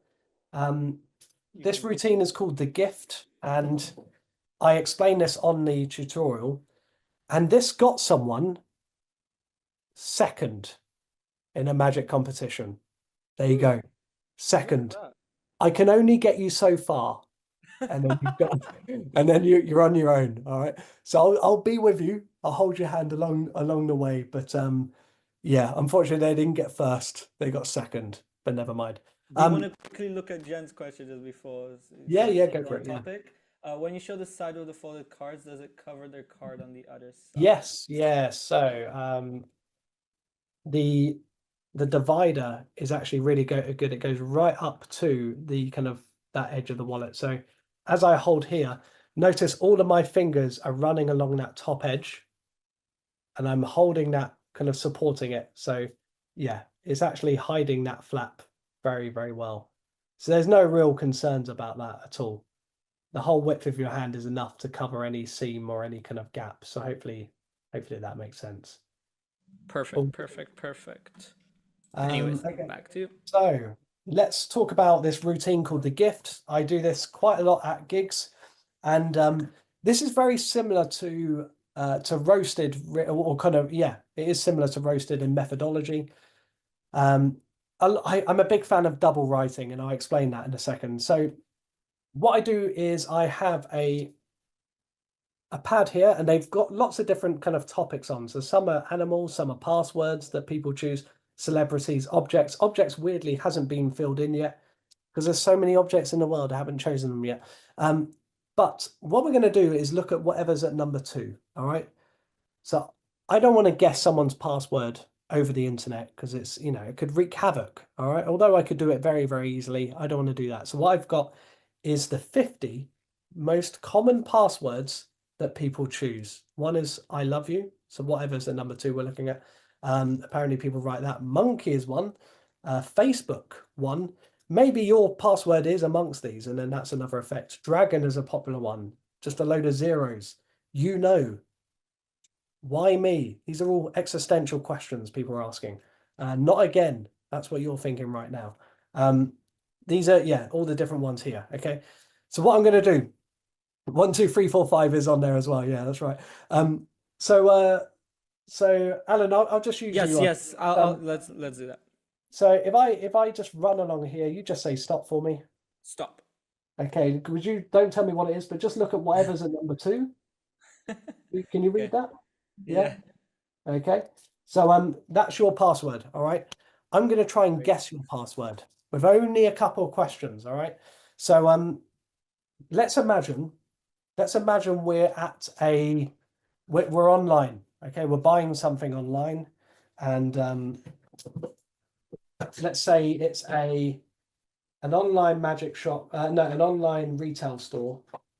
And I can't say for legal reasons, but it's named after a rainforest. All right. What? It's the Amazon. We're on Amazon. No, I got that. I got that. Okay. I got that. So we're on Amazon, and you're going to buy a gift for a friend. All right, you're going to buy a gift for a friend. Who are you going to buy a gift for? Joseph. Joseph. You're going to buy a gift for Joseph, and Yeah. what are you going to buy him? Oh, you put me in the spot. Let's get him a brick of playing cards. Playing cards. We're going to go for playing cards. Okay, so Yeah. we're going to go with cards. All right. I want you to imagine you've gone to Amazon, you've got the brick of playing cards, you're going to the checkout, and now you're about to type in this password that you just looked at. Okay. So imagine this. Excellent. Do the typing, do everything. Okay. I'm going to try and guess this. Right. Okay. I'm doing a little bit of extra writing, so you don't know exactly. You can't follow my pen here. Okay. I'm going to post this here. There's about 50 different passwords in that thing to choose from, that pad. What is the password that you're thinking of? Oh my God. No one used this. ABC123. ABC123. Okay, so that's pretty obvious, but still quite impressive. I did in fact guess your password is ABC123. Hold your applause. Hold your applause. Okay. The weird thing is that not only am I good at guessing passwords, but I knew that you're the type of guy who is a very generous man. All right. And I knew that you would buy Joseph a present. All right. Yeah. For winning the magic Yeah. competition that he just won That's today. true. That's true. Well done, He Joseph. deserves it. And you were what are you going to buy him? You're going to buy him some cards. Yeah. Yeah. The weird thing is, in my wallet, You have a card. I actually, yeah. Big card, yeah. I actually wrote out the gift tag. All right. I went to the trouble of writing out the gift tag, and it says to Joseph, enjoy some What? from Alan. I've only put When? one kiss. Feel free to add more. I didn't want to be too presumptuous there, but there we go. So, What? right. That? Wow. So yeah, so we won't go in too much, I won't drag this on too much. Essentially what I've got is a Sven pad once again. They all say ABC 123. I forgot to load in my gift tag. That's why I was searching around in this box and also writing stuff out for that. But what I normally have is this little pad, and I have your password is ABC123. The fact that I've got more writing here covers me writing anything extra in case I need to. And what I normally used to do, okay, and I need to replenish these, is between every other page, I would keep a load of gift tags. All right. And I would just take one out and add it to the front, just before I'm about to perform. But this kind of just stays underneath the perforated edge here, and it kind of holds in, which is nice. What I have pre-written is to enjoy your, and then I have love, and then a kiss. So all of that is normally pre-written. I had to do that today, but that's usually pre-written. So all I need to do, and that was also had been written on before, you see. So that's why I had to think on my feet and just do it on the other side. So what I did in this case is I knew obviously the password. That's already pre-written on the pad. I just fill in the gaps of what they tell me. Joseph, I normally write the cards or playing cards, and then I just put in the person's name that I'm using to perform to, in this case, Alan here. And there you go. I then place this on my hand here and palm it just like I did with the roasted gimmick. That goes down on their palm. And now the great thing is this is very easy to palm because it's nice and small in the hand. For me, it's flesh colored as well. And then that's even easier for me to load into the wallet. All right. So if you're a little bit dubious about palming a full card or even a bridge size playing card, then this routine is really good for you as well. But I just wanted to share that because I do really like this double writing secret, and it makes this a really killer routine to do whenever you're at a gig or anything like that. So yeah, that's another thing with It's that. amazing. It's amazing. It really caught me off guard, to be honest. Really, really. No, really. I was like, I like the fact that you've already got a good revelation, just like with the cappuccino with roasted. If you've already got a good effect and then you finish it with an even better one, then yeah, it yeah, no, really I didn't expect works that. well. I really didn't. That Right. was amazing. Nice. Thank you. Before we move on, I don't know if it's coming up on camera or not, but I have to catch this fly because it's really annoying. So apologies. Oh, I know that obsession. Hold on. And now it's gonna turn into a magic. Yeah. Oh, whoa. I'm actually getting very good at this. Getting very good at this. So there we go. Anyway, we can move on now. Okay, so I should teach that. No, that's actually just fake flies that I carry in my pocket now. Yeah. I don't know if any of you guys know Alex Kirk from Monster Magic here in the UK.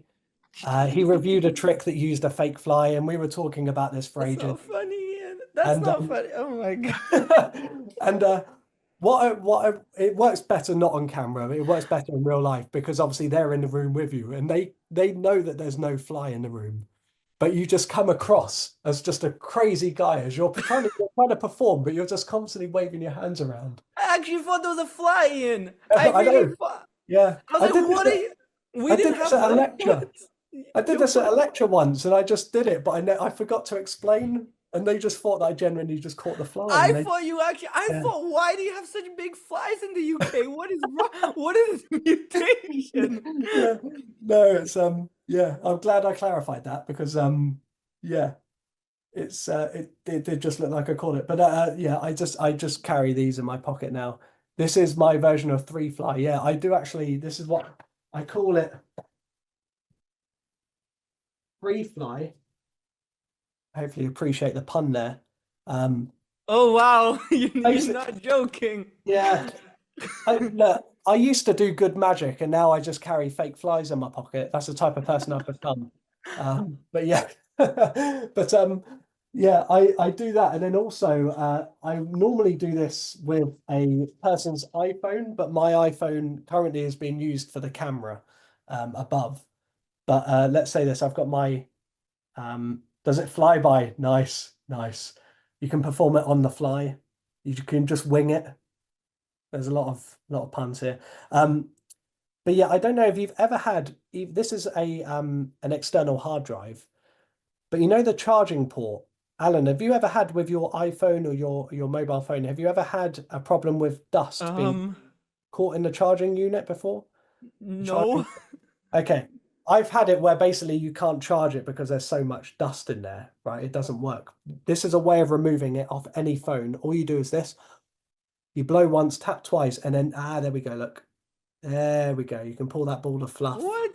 right out, and there you go. And that you'll notice that will charge a lot better now. And there we go. Um, so yeah, Wait, is that why iPhones have such horrible battery quality? probably, I need probably to do that. that's it. Yeah. So this is a thing called ball of fluff. I also stock those, but it's essentially just a kind of like a grey ball of fluff. I just really enjoy it. I think it's just a funny thing to have that you just borrow someone's phone.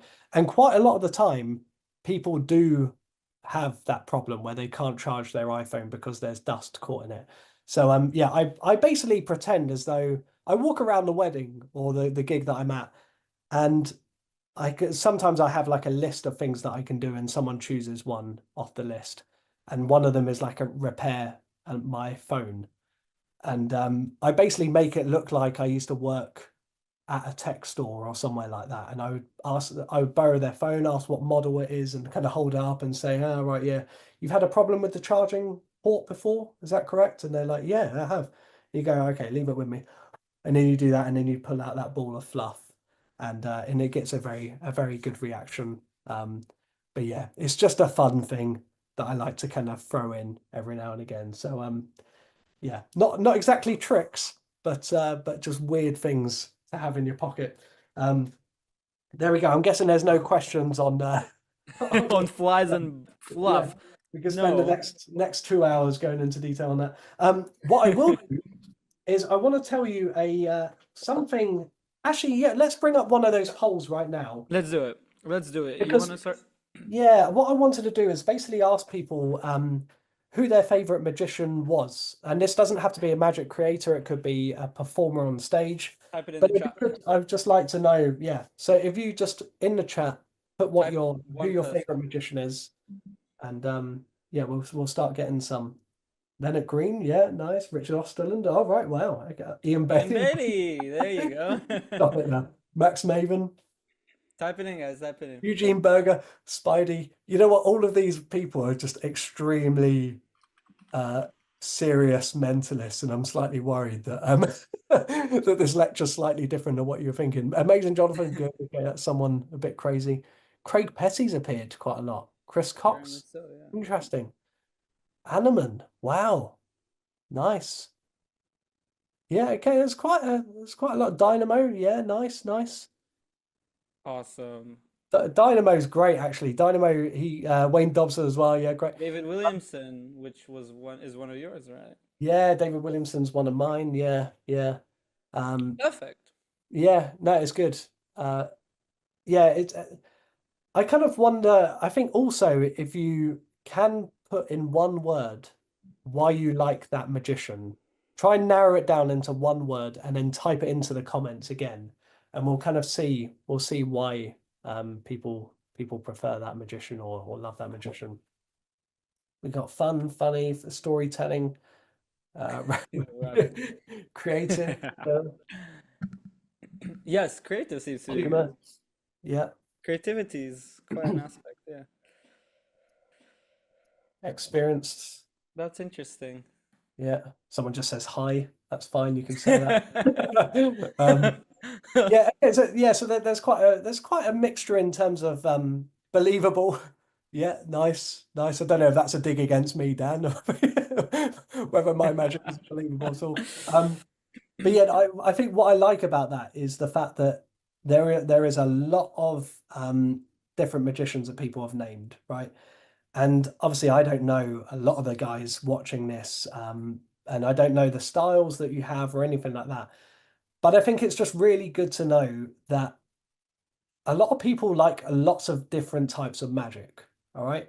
They it doesn't matter what style it is, like everyone likes a particular style and they gravitate towards that style.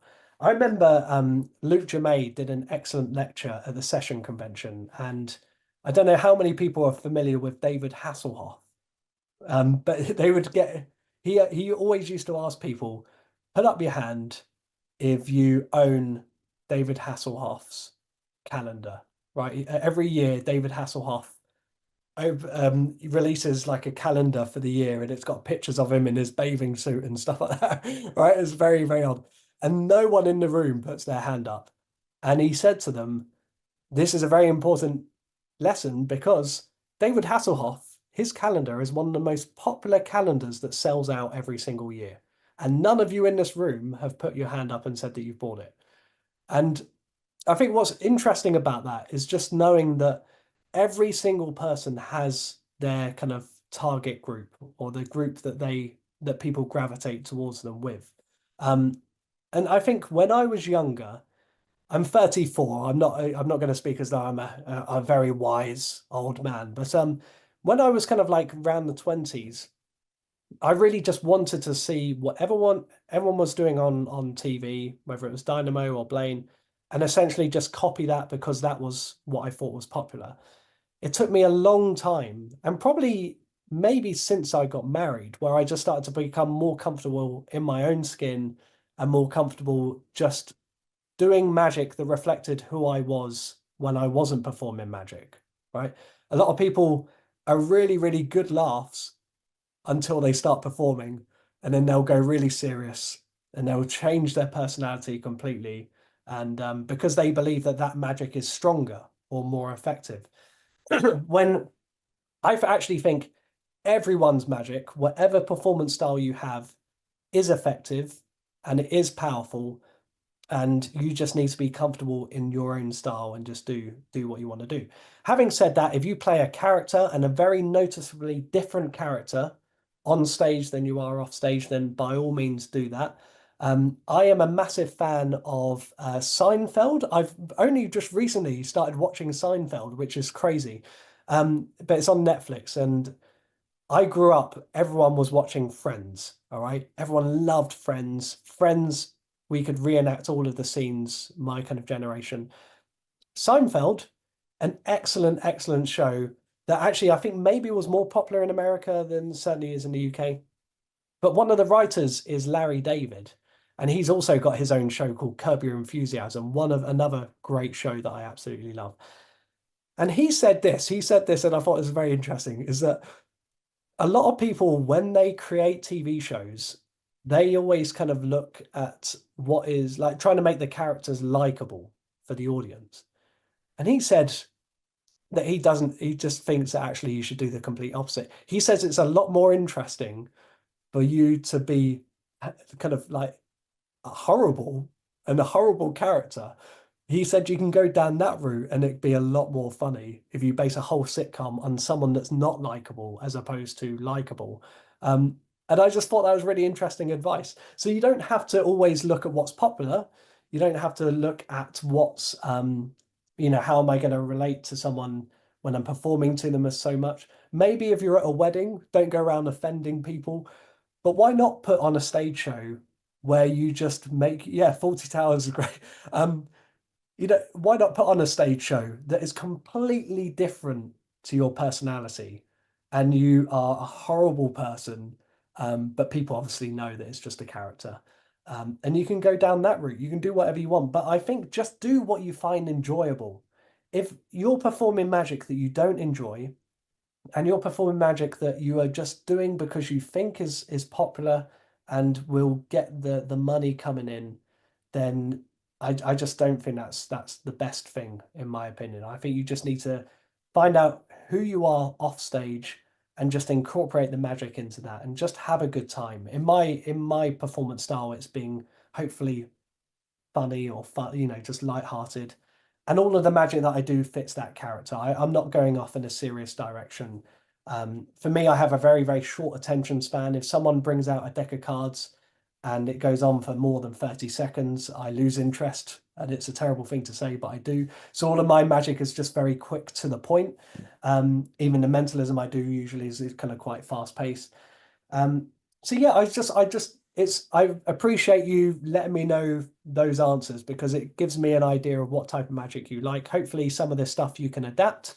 But really, it's just an encouragement to be who you are and don't try and do something just because you think other people want to see it. Just do what you enjoy, and you will find your audience with that. That Um, is so inspiring. It really is. And I think you also had a poll to actually, well, this is a good like ending for this, like yeah. a theory thing. What do people actually think magic should be? Yes, yeah, yeah. Let's do that poll now as well.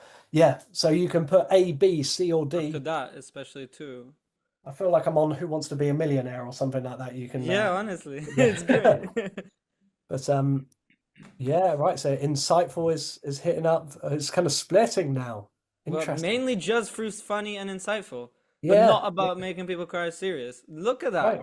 And that Interesting. quite literally between those two. And Yeah, yeah, that's right after you said, yeah. yeah. Really nice.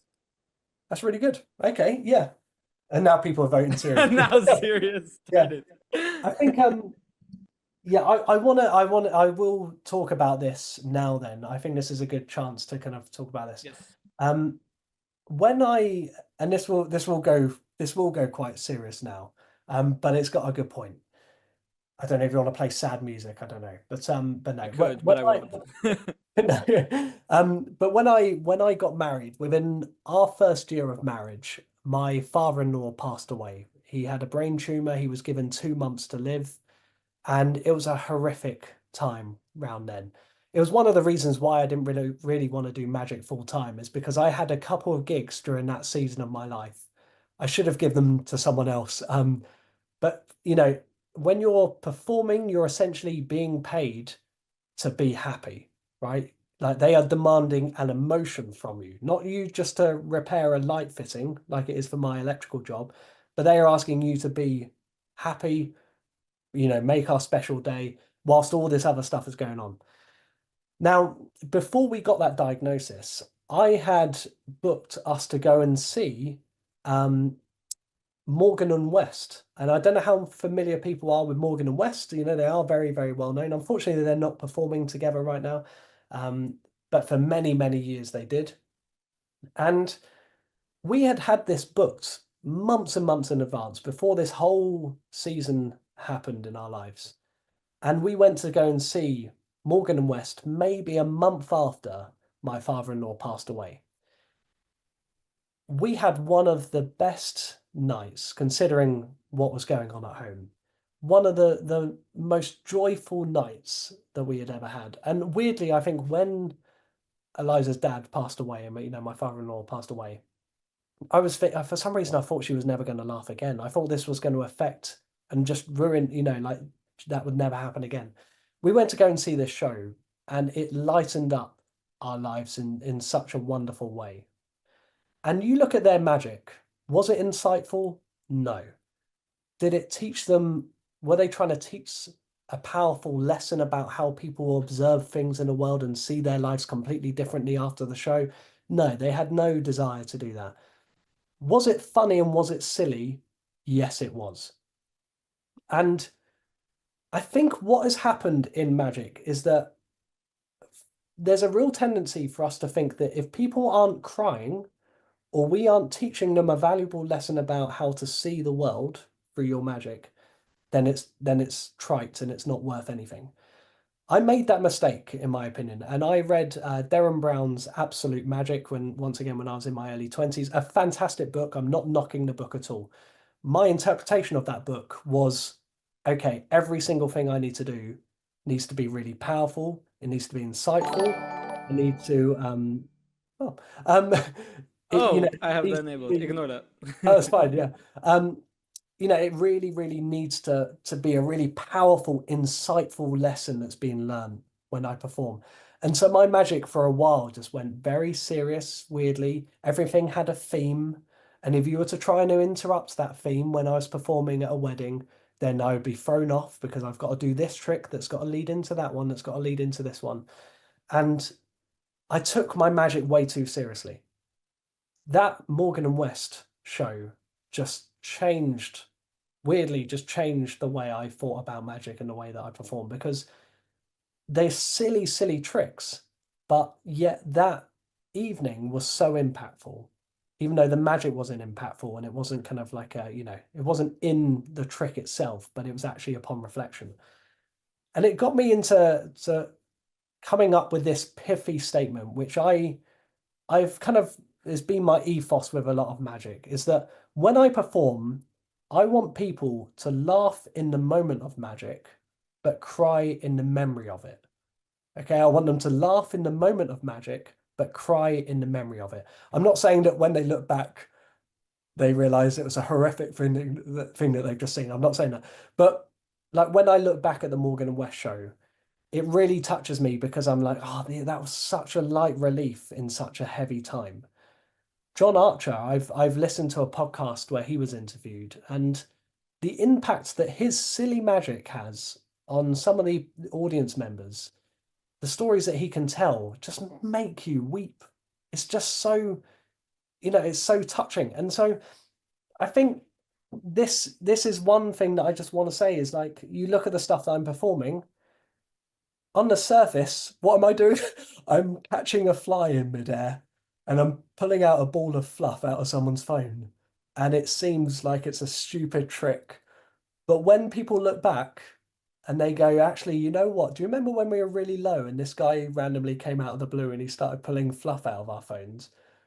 They'll look back at that and it may even make them shed a tear as they remember that, what that meant to them at that time. So yeah, so that's really something that, and once again, has allowed me just to have the confidence just to perform the stuff that I want to perform because that will have an effect. If you are a serious mentalist and you love that kind of emotional play within the moment, by all means do that because that's your style. I couldn't do that. And likewise, if you pulled fluff out of someone's phone after you guessed, you know, someone's late relative, there that might be weird. But just do what you feel is something that you enjoy, and yeah, I think that's good. One thing I kind of agree with Garrett Thomas on, and Garrett Thomas on his At the Table lecture said it really well. A lot of the mentalism I do, I never really try and give a process of why I'm doing it and how I'm doing it. Um, Sometimes I might ask people, when was the last time you ate avocado? Okay, right. And then that might give me an insight into what playing card they're thinking of. Because I just find it funny. I kind of make out as though there's kind of, behavioral instincts and people who like the rock and roll band Oasis and also eat avocado. They usually pick the three of clubs or whatever. I like kind of random, silly methodology that brings me to that conclusion. But I don't personally feel comfortable doing magic that kind of reinforces a false belief. I've sat there in Darren Brown shows and people walk out and they go, God, did you realize he picked cucumber because Darren said cucumber at the beginning of the show and that's how psychology works. And it's like we like to kind of believe that people walk away knowing better, but unfortunately I don't think they do a lot of the time. So it's my own personal, performance style is not to, in my opinion, reinforce any kind of false beliefs, but just do mental magic that has a mentalism feel but isn't kind of too heavy. But anyway, I think that is about it for any kind of theory side for now. But That hopefully is that makes sense. really, really, really inspiring. Really. Can like everybody just give Ian a little this? That was Cheers. really, really nice. Thank I really enjoyed that personally. Thank you. But anyway, let's change the mood now because I want to show you the first ever trick that I came up with. And Let's this see. was me around about the age of 10 with some Lego. All right. I made myself a wand made out of Lego. And what I used to do is distract my parents, right? I would get them to look away from this brick and I would take it off without them realizing. All right. So I want you at home to look here. Okay. Don't look at me. Look here. All right. Promise me. You look me in the eye and tell me you won't look away. I'm joking, okay? Because now look, I've actually taken it off without you seeing. I don't know if you saw that, but that's what happened. I can actually do it in reverse. If I place it away in my pocket, it actually comes back onto the back of the wand, bottom of the wand. I can actually show you this. Like, if I was to take one off here and one off here, this is very odd. If I do this with the wand, whatever happens to the wand happens to those pieces. So watch this. Ready? I do this and watch. They switch places. Eh? It's good, isn't it? Not impressive. Okay. What I can do though is I can grab one over here and one over here, and I can actually make it jump, which is quite good, right? That's one thing. But the best thing I used to be able to do, and whether I can do it here on camera at home, is this. I used to throw this in the air and stab it on the bottom of the wand in midair. But I'm going to go one better for you for the Magic Allen Society here. Here we go. Ready? Watch. Boom. First time. Right in the middle. Look at that. Caught it right in the middle of the wand. And now everything, once again, can be examined. And there we go. That, my friends, is Wando blocks. Thank you. Cheers. Cheers. Wow. I'm imagining applause at home. I can see the applause. Wait, one sec. Here. Put the fake crowd on. This was a really, really fun trick that was released with Penguin Magic a few years back, and it sold really well. In contrast to Cafe Hero, this one actually sold well. Okay, can't be said for a lot of my stuff, but it is. But yeah, this originated with me having a bolt. I had a steel bolt because I'm an electrician. I carry stuff like that or use stuff like that. And the trick originated with a bolt with 4 nuts on, okay? Well, 3 nuts that were stainless steel, right? So steel nuts, and 1 that was brass. And they were screwed onto this bolt. And what I would do is shake the bolt, and that brass nut would work its way up into the middle position. And then I'd shake it again, and then it would work its way up to the top position. All right. I was obsessed with this idea of this nut and bolt and making it travel up like an ambitious nut, essentially, all the way up to the top. I played around with that for about 6 months.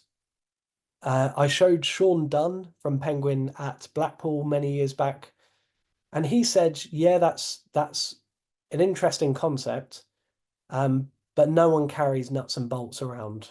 Okay, just think about normal people out there, and they don't carry nuts and bolts around. So change the prop. And we were looking at polo mints. I know some of the mints, the polos or lifesavers that you can get kind of fruit ones that are different colors. So we were looking at that, but then do you keep it in a cellophane or do you take it out the cellophane and hold them up? And now you're going to get sticky fingers. That wasn't practical. And then I got this. I got a stack of Lego and I put 1 brick on the bottom and I tried to make that brick travel up to the top. I was playing around with this and I called it, just on my own private YouTube thing as I was kind of playing around with this and showing Penguin, I called this Ambitious Lego. All right. Now, I then, about a month later, get an email from a magic store saying Ambitious Lego is now released. And I was like, what on earth is going on here? Like, someone's stolen my idea. They've released this thing. No, it turns out that Julio Montoro was thinking about the same thing at the same time and called it the exact same name that I had come up with. And it is surprising how many times that happens. You release something and someone is releasing something very similar at the same time. Yeah, so that freaked me out for a second. I thought that someone had hacked into my account and done that. But my methodology was completely different to his, and yeah, ended up really not seeing the light of day.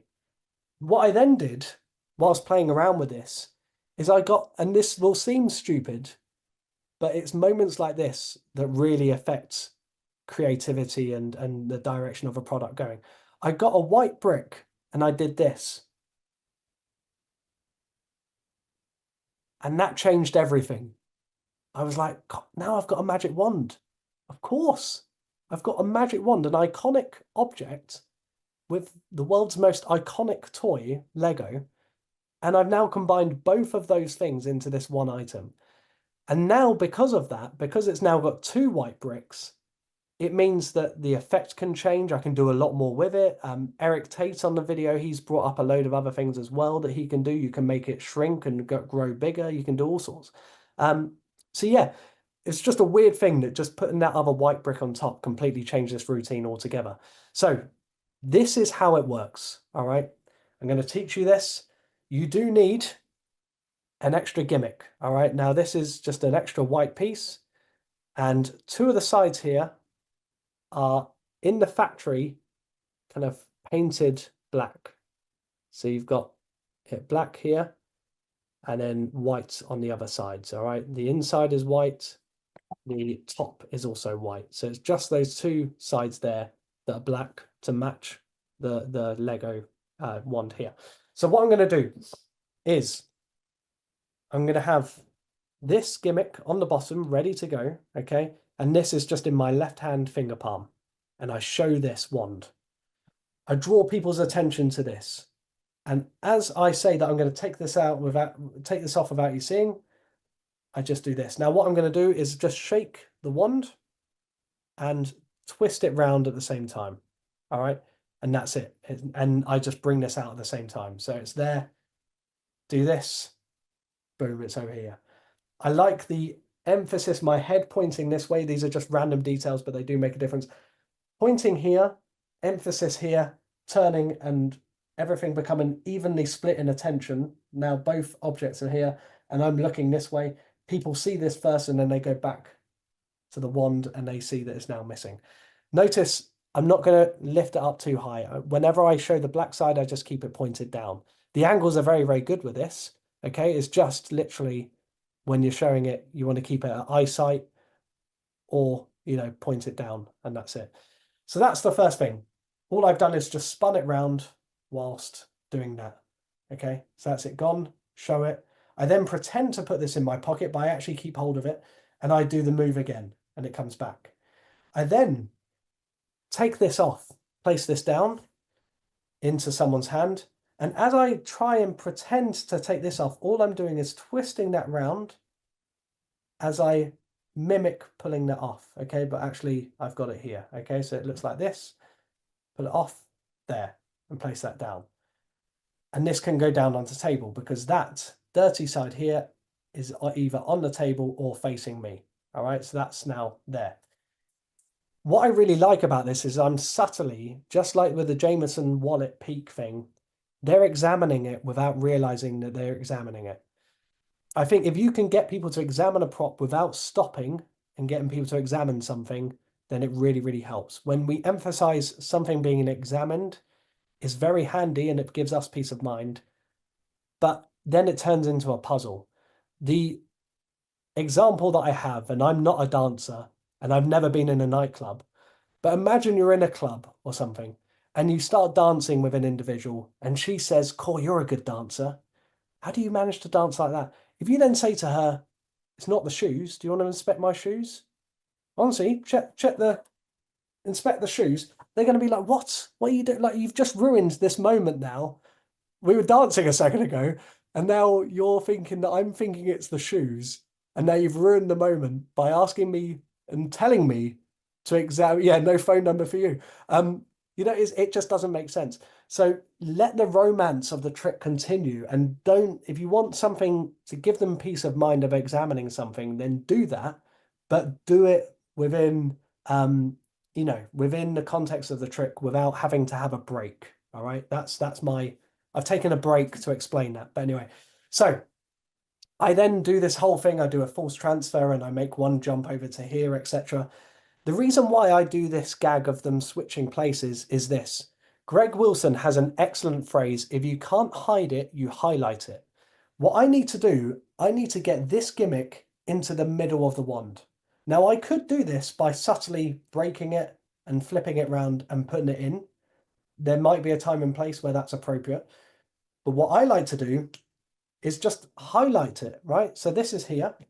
And I say, look, if you hold one in each hand, so they hold one in each hand, I say, whatever happens to the wand happens to those pieces, right? So watch this. If I do this and this, they've now switched places. And what I've now done is brought that into the middle. That's all I wanted to do. Okay, so that's the reason for the bad joke there. I do, yeah, so they now squeeze them, they've changed places. That is now the perfect setup for this final move. And I feel like this last move is kind of very Greg Wilson. I can imagine him doing this move for some reason. But what I do is I place this one on top. I place this here, and my grip is as palm up as I can get. And I'm holding it like this. So I'm really aiming to get my hand right over here. And I've got the dirty side once again facing me and facing the floor. All right. So I'm in this position here, but from this side, okay, I'm here. All I need to do is throw this in the air. And as I turn my hand over to catch it, I'm now in that perfect display position there. All right. So I'm here. I throw and catch. Bang, I'm there. All right. So maybe that came off camera. Just like that, I'm there. I've now got this piece here. All right. Let that moment sink in. You can then move over to this position here. And once again, you're covered from all angles. And now what I do is pretty much the exact move as I just did when I handed them out. I pull this off and place this down. I then break before that gimmick and place that down here. And now I'm going to break at the gimmick here, place this down. Well, actually, before I place it down, I do a Bobo switch. So I just switch in the fully examinal piece. That goes down on the table and you're done. And the reason why is because I've just lapped that piece just below, or it can go in your pocket. The heat is not on you at all. You've got that in your hand. If you want, you can kind of, do a little move there, and I've just got it hidden here. You can do whatever you want, all right? But that's it. So that is just a really, really nice routine. That is good for kids. It's good for adults because everyone knows what Lego is. Everyone knows what a magic wand is. And yeah, it's just a really, really nice routine. And like I say, it's probably been the best seller out of all the magic that I've released, actually. But yeah, there we go. So that is called Wando Blocks. Like I say, if you stick around to the end of this lecture, there will be a discount code and you'll be able to save money on that as well. I can't believe we're already at 9:10. Do people want me to continue going? Ian, I wanted to say, please continue. I don't know about you guys, okay, but I'm enjoying this too much. So, please continue and take your Yeah. time. I think we can overrun a bit. Yeah, are people okay with that a little bit? We'll still do the So, giveaway at the end, but you guys if people staying, need we'll to head get. home, well, not head home, you're already home. If you Yeah, need to switch off, then obviously go for it. You can watch this back. But yeah, I would recommend for that discount code and the other things that Alan's mentioned stay, guys. might work. Definitely But stay. we won't be too much later. It's 9 o'clock my time, or 9:10. Yeah, we won't be too long, but I want to give you a run through of some other stuff. And also one trick that I'm giving away, which I'll actually talk about now. Should we do that? Yes, let's do the And, trick you're giving away because it's yes, really, yeah, I'll really do a performance of it, and then I'll please. yeah, this is the And thing that this is the trick that I saw first from Ian at Blackpool.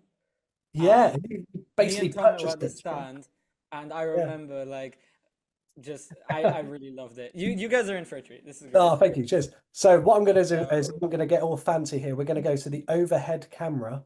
Actually, I'll use the overhead camera in just a moment. Okay. We're going to use this in a second. All right. I'll get back to that in just a moment. But Alan, would you mind saying stop for me? of course, stop. Excellent. Okay. We'll put one card there. And could you remember this one? All right. Yes. Remember that. Okay. I will now go to the overhead camera because what I want to do is I want to show you the first trick that I ever performed. Okay, this is a picture of me performing this trick at the age of 20 weeks. All right, this is me in the Oh, womb. Okay, now a lot of oh, other magicians, they started magic at the age of kind of 4 or 5. Not me. I started before I was even born. All right, I'm a true professional. Basically, what happened was there were two midwives in the room. The first midwife selected a card. I looked through the pack. I found one card that was missing, and that one card was Wow. That's not. the Two No. of Hearts, which is bang, the Two of Hearts. There we go. Now you're thinking of a card, Alan. What's the card you're thinking of? Ace of clubs. Ace of Clubs. It takes a while for the scan to update, but if you wait enough time, look, you'll see actually. Oh, that's such a Already. good trick. Ian, oh my god. Jeez. And there we go. The Ace of Clubs. Y'all better pick this up after this. This There we is go. so cool. So yeah, it's a really, really nice little trick. And kind of the reason why, let me see if I can go into this one. There you go. The reason why I did this kind of, yeah, it's very odd.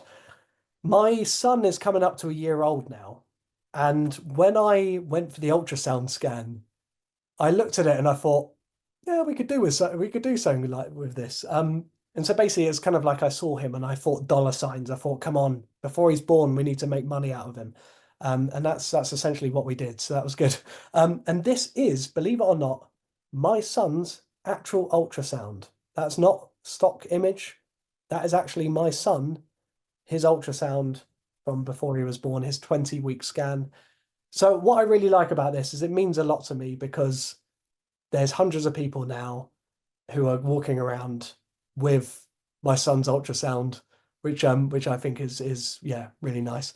So should I go? I'll just explain quickly how this works. And like I say, one of you will be able to win this in the at the end of this lecture. So all my magic, once again, very quick to the point, and yeah, even the mentalism style tricks in my act hopefully are fun.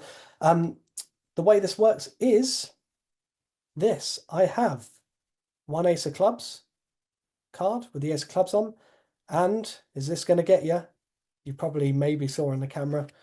I just have a few cards on the bottom of the pack turned over, so it looks like it's still the same card as this one.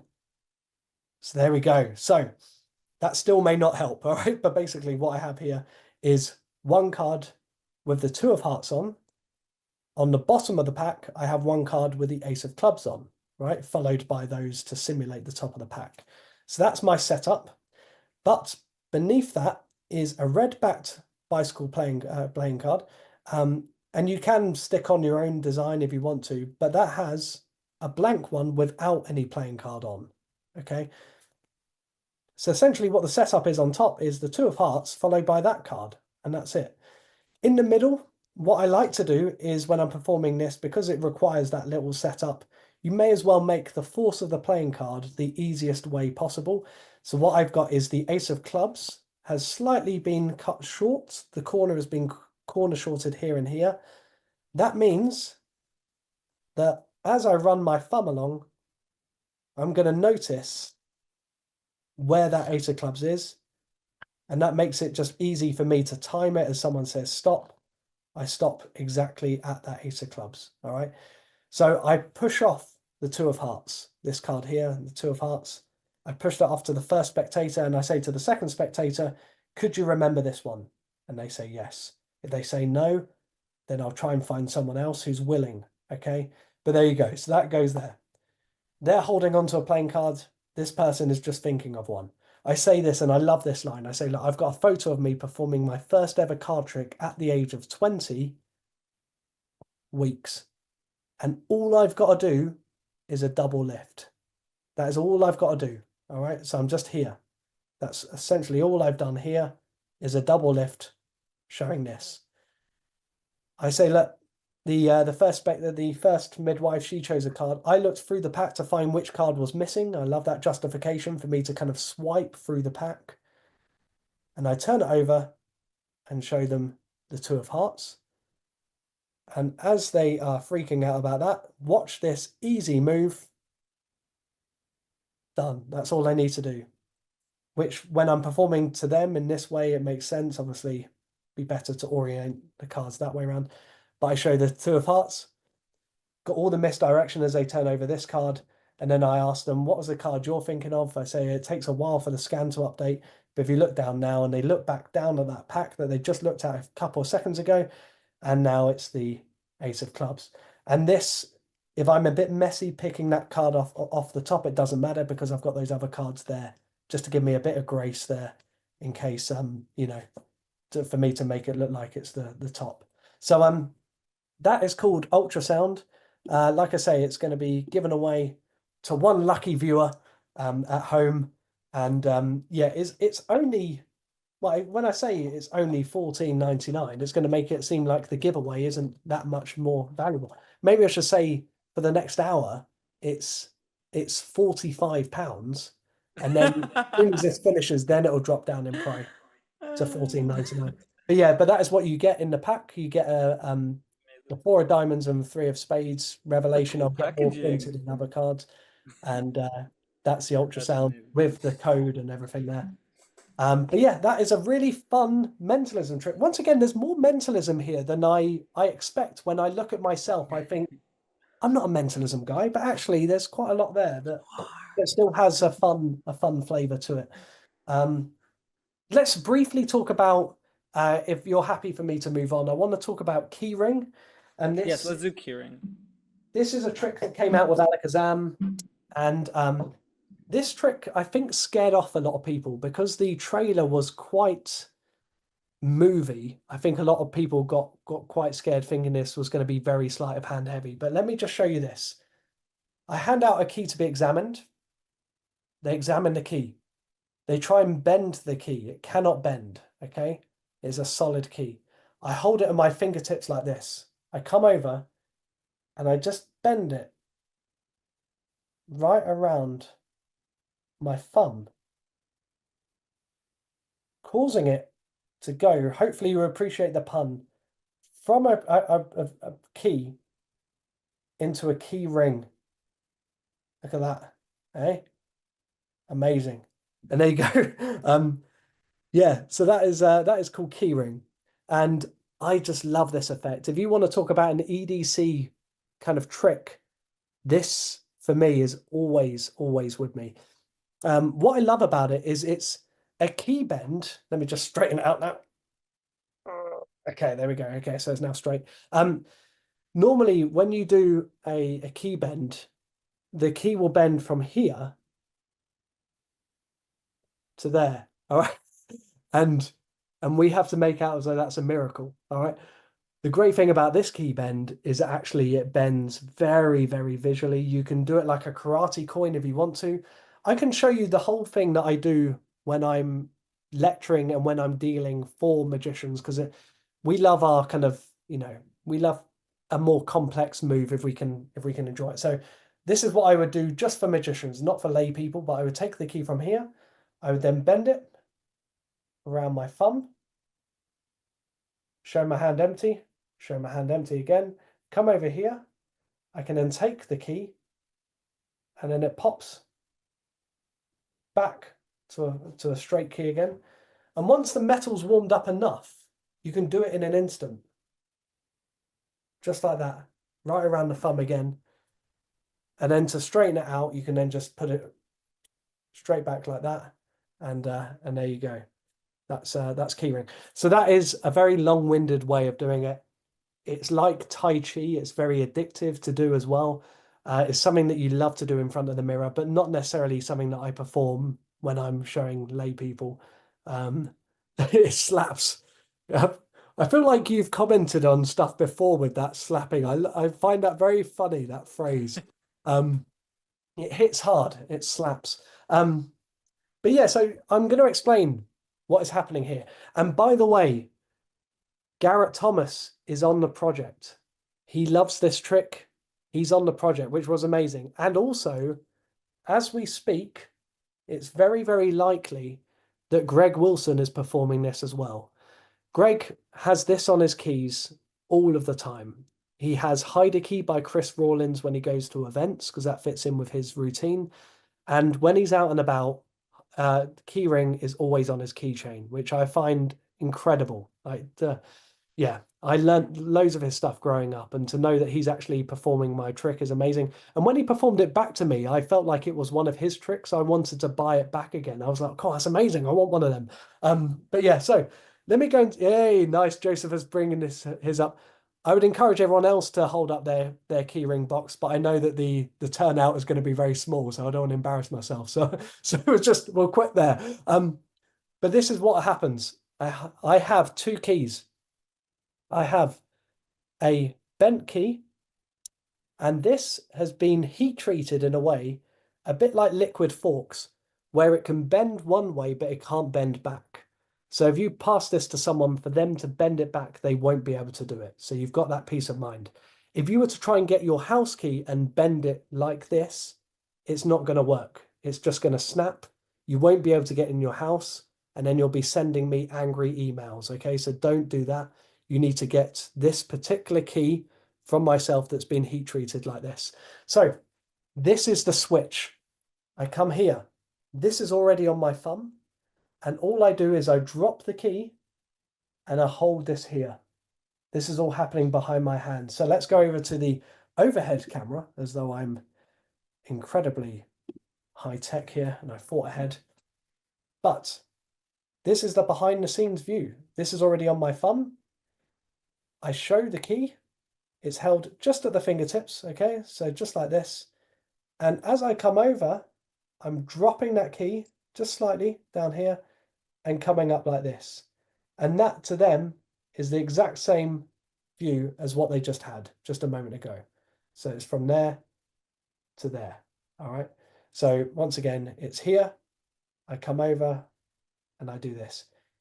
I would recommend, and I've got a YouTube video on my Iain Bailey Magic YouTube channel.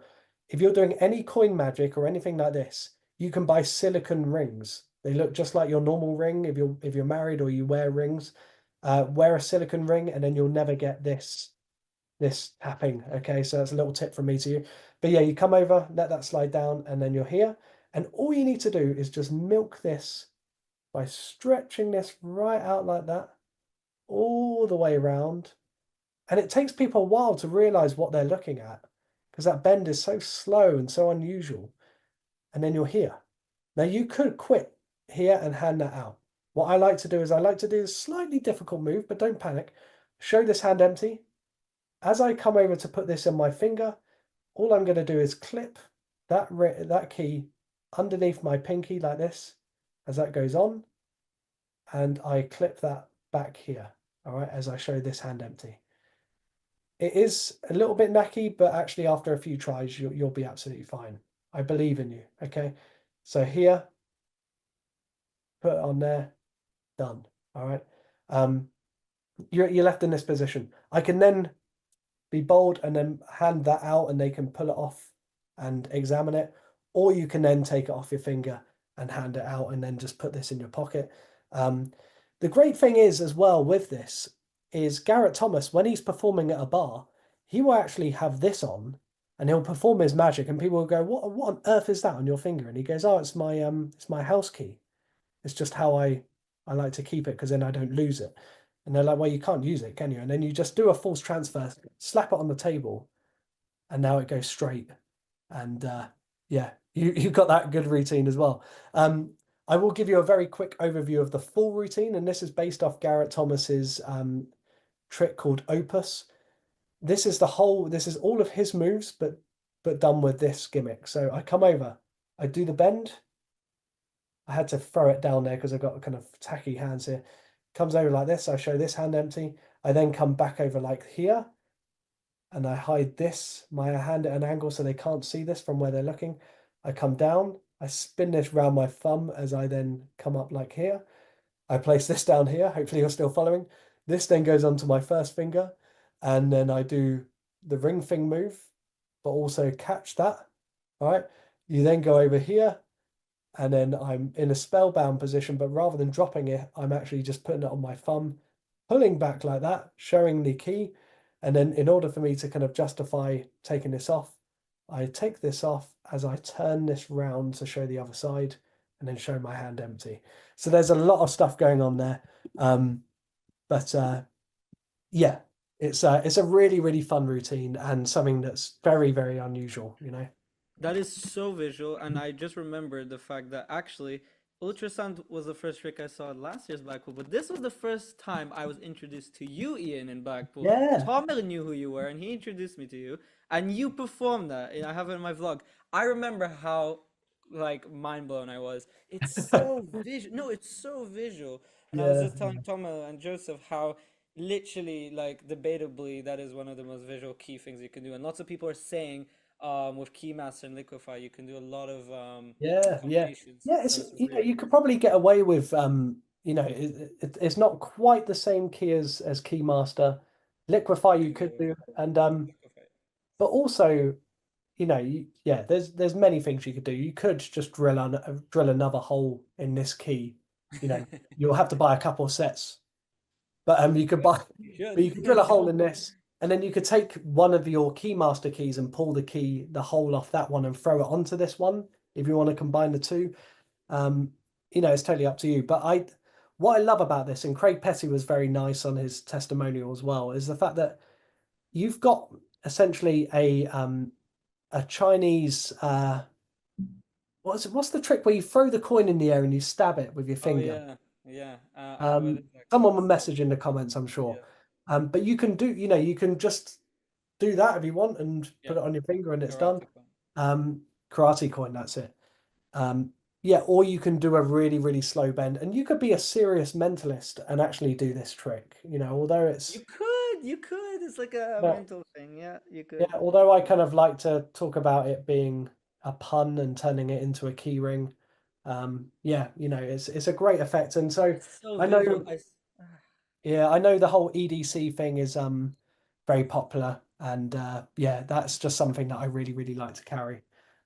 But I think there's a couple. I think that's pretty much There's a almost quick almost question. it. I just want to just do this a sec. What? Oh my Take my goodness! take my contact lens out a second and just pop that back. You Um, anyway, sorry, carry on. what? Uh, that's not something that's mine at all. This is, this goes back to the hills. But it's just, yeah, I just quite enjoy. There's lots of different ways of doing this trick. But I Oh just my palm God! it, show it, and then Stop it! I we honestly, I kill man don't and know put it what's back. real anymore. Oh my God! Yeah. Stop! What? Jesus! Um, There's but this yeah, question: is the key yeah. magnetic? So you ditch it or hold it? Oh, Uh, I don't think it is magnetic. Let me just. No, it's not. No, no, it's not. Unfortunately, sorry. Um, yeah, yeah. sorry to let you down there. Um, All good. but yeah, I think that's one thing I do want to do, Yes. and hopefully I'm hoping Ben is still with us. I don't have to bring him up Ben, on camera, don't worry. Um, but Ben you can wanted do to it. see this updated version of a trick of mine that I do on stage. I don't want to say too much just yet. But anyway, he'll watch it back. Oh yes, he's still here. Thank you for Yeah. sticking around, Ben. Sorry about the delay. Um, yeah, let me do this. I'm just going to show you a performance of this, and then Is this we'll. what I think it is, Ian? It The could be. It Oh could my be. God. I will need to go off camera just for a second. Okay. Sure, all good, all good, all good, all good. Um, yes, guys, Ian will do this, and then we will give you a code.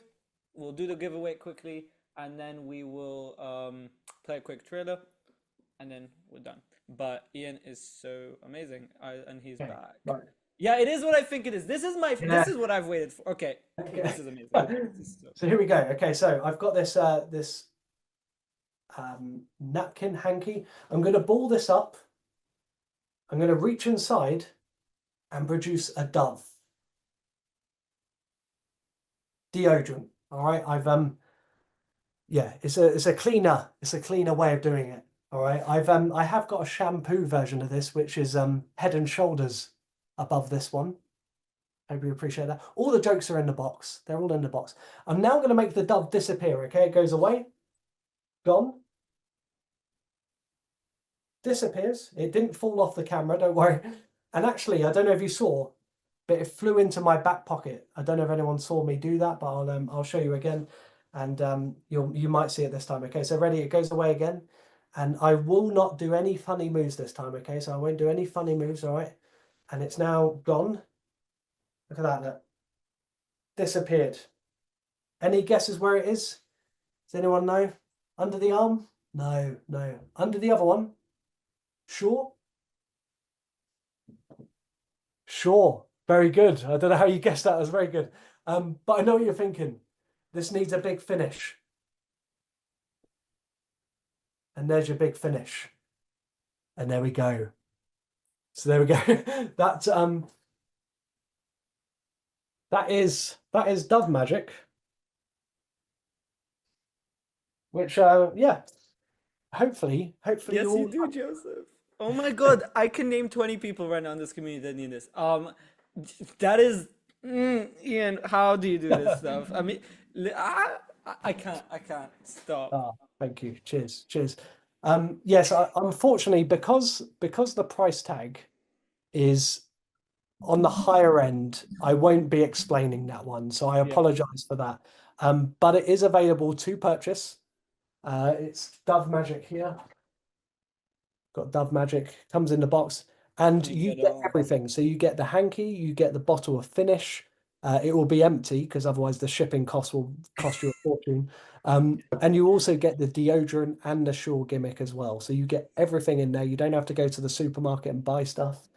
But I just love this routine, and what I love about it is the fact that even if no magic happened, people are still having a good time, right? It's still a funny routine that is just yeah, it's the perfect opener. I've never seen any opener on stage that is better than that, in my opinion. It's just it gets very much to the point, very quick once again, and the puns for me just work so well, and it's just a very fun thing, and it sets the stage, if you pardon the pun, for the rest of the show. So there we go. Oh, That is that is so good. I feel like if I had to say, if there's one trick out of everything you release that defines you, that's the trick. Because it all right. Yeah, defines your humor, it yeah, defines yeah. your personality, your style, and it's so amazing. It's genuine. And again, guys, if you think that would suit you, please do get it. And Mm. literally, I think right now we'll put the code, right? Is there Yeah, anything yeah, we else? can. I I do want to do one more thing. I Yeah, just I'm here. okay. Yeah, yes, Um, please. I just got a message from the wife actually that my son is trying to sleep next door, and I've been shouting at the top of my voice and he keeps waking up. So he could start crying at any moment. If that happens, then we'll just end it. But I do a thing in my lecture called 5 by 5. And you thought I was in a studio, you thought I'd spent no, I'm just in a study in our house, in our 20 bedroom house. But I'm, no. No. I do want to talk about yeah, this thing called 5 by 5, and basically what this is, I Amazing. know I've taught a lot of marketed effects, and some people will find that very frustrating, but hopefully you've got a lot of other stuff out of this as well. One thing Love I to. do want to whiz by at the very end of my lectures is just 5 ideas with 5 things that you may already own that will help you, just take a little nugget away from this lecture, and you might be able to apply it to yourself. So the first thing is this thing. Fiber optics, right? With the big rope. You can do it with 3 pieces of rope, 1 piece of rope, whatever you want to do.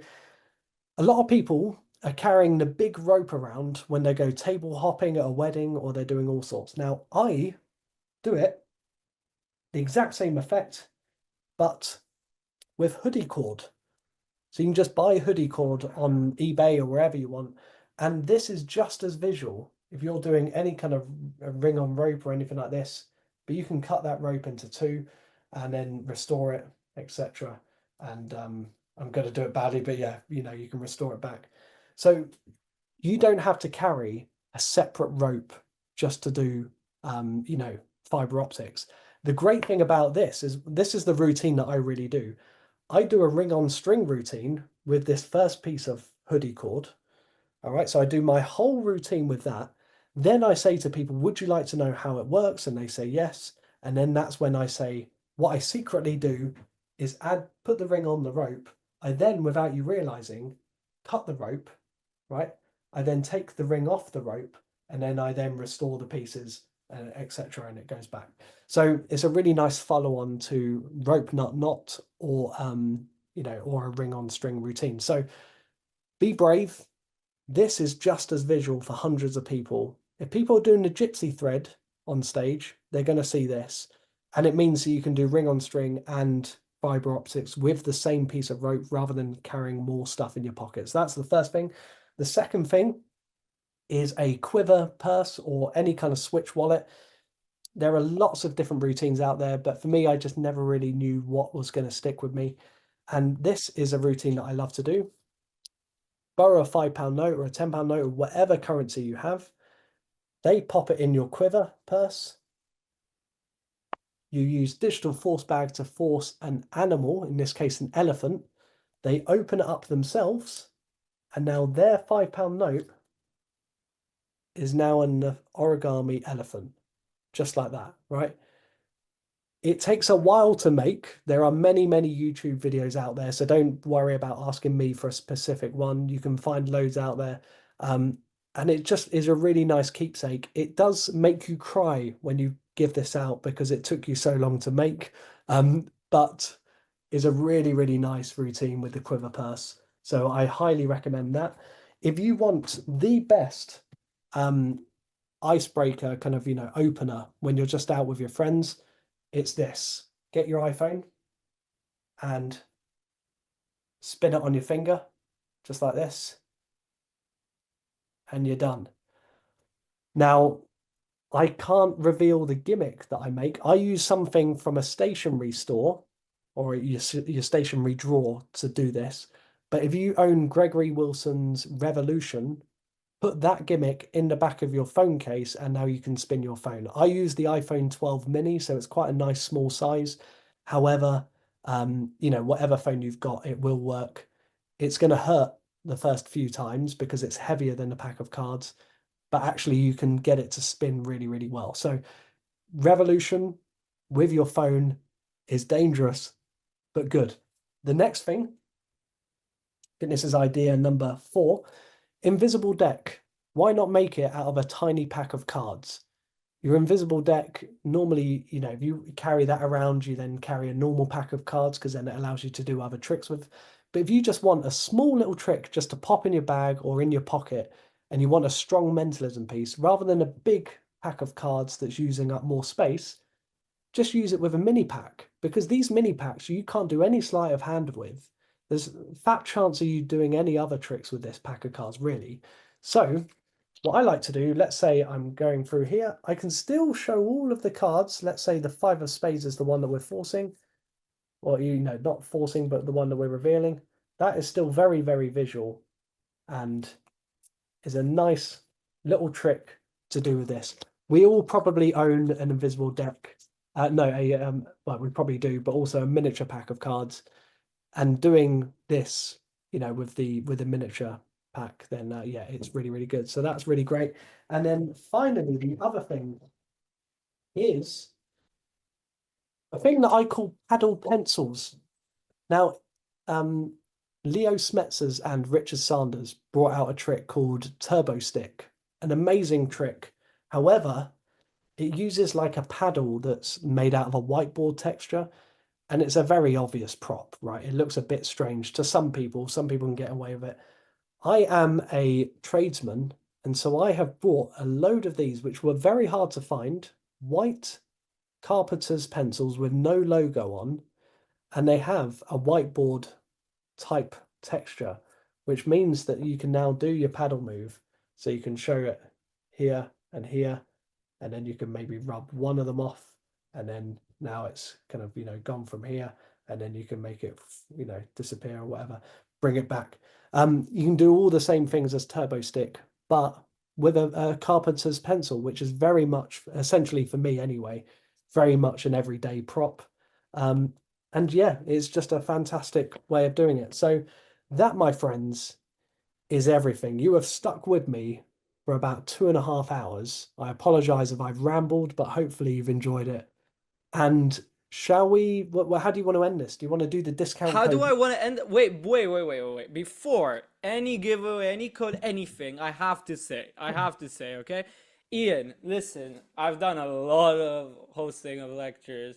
But mate, this was the by far funniest, most entertaining lecture I've Oh, ever had the on.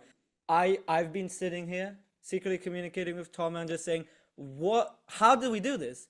We got the funniest guy, the most entertaining guy on here.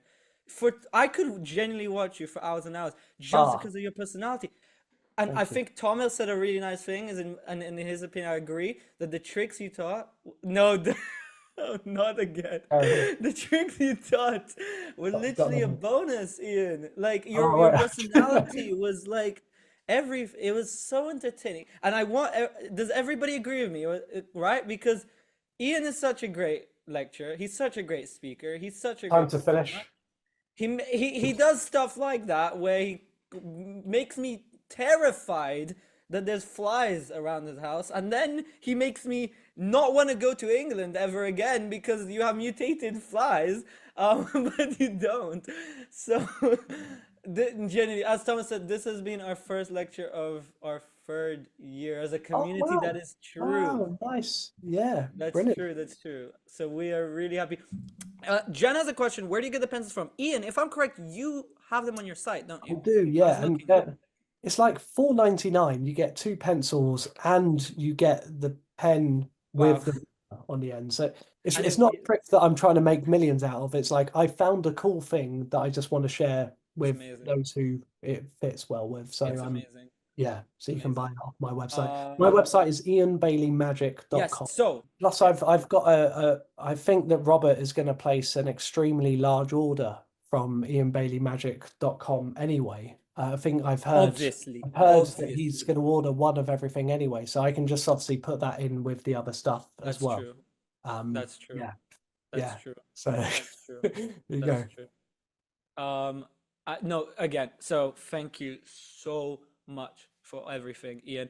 Guys, stay for a little second. I'm gonna play after thank Ian, I'm gonna play a little exclusive thing that only you guys will Nice. have access to watch. That's like Well, 30 seconds thank long. you for having me as well. Like this means a lot to be asked by you guys to do this, Of and course. you've always been lovely in person. You've been very this has been very professionally run as well. Like the Thank you. polls and everything the work that you guys have put in, We and appreciate also it. I want to make more of an effort to be part of this society because Thank yeah, you. it is just growing and growing, and the lectures that you have in your back catalog, although not as good as mine, they Obviously. are still very good. So yeah, no, it is downhill from now, but it still will hopefully be a good club.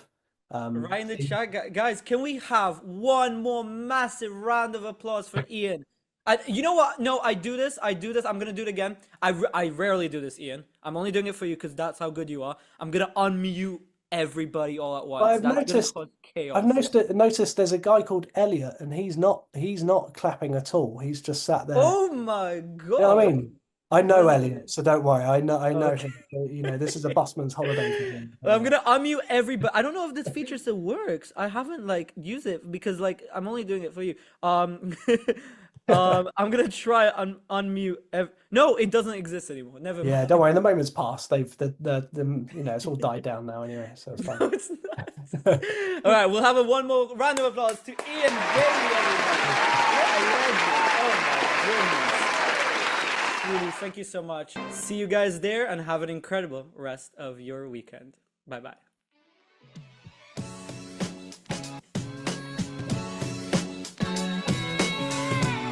Thank you so much for being here, everybody.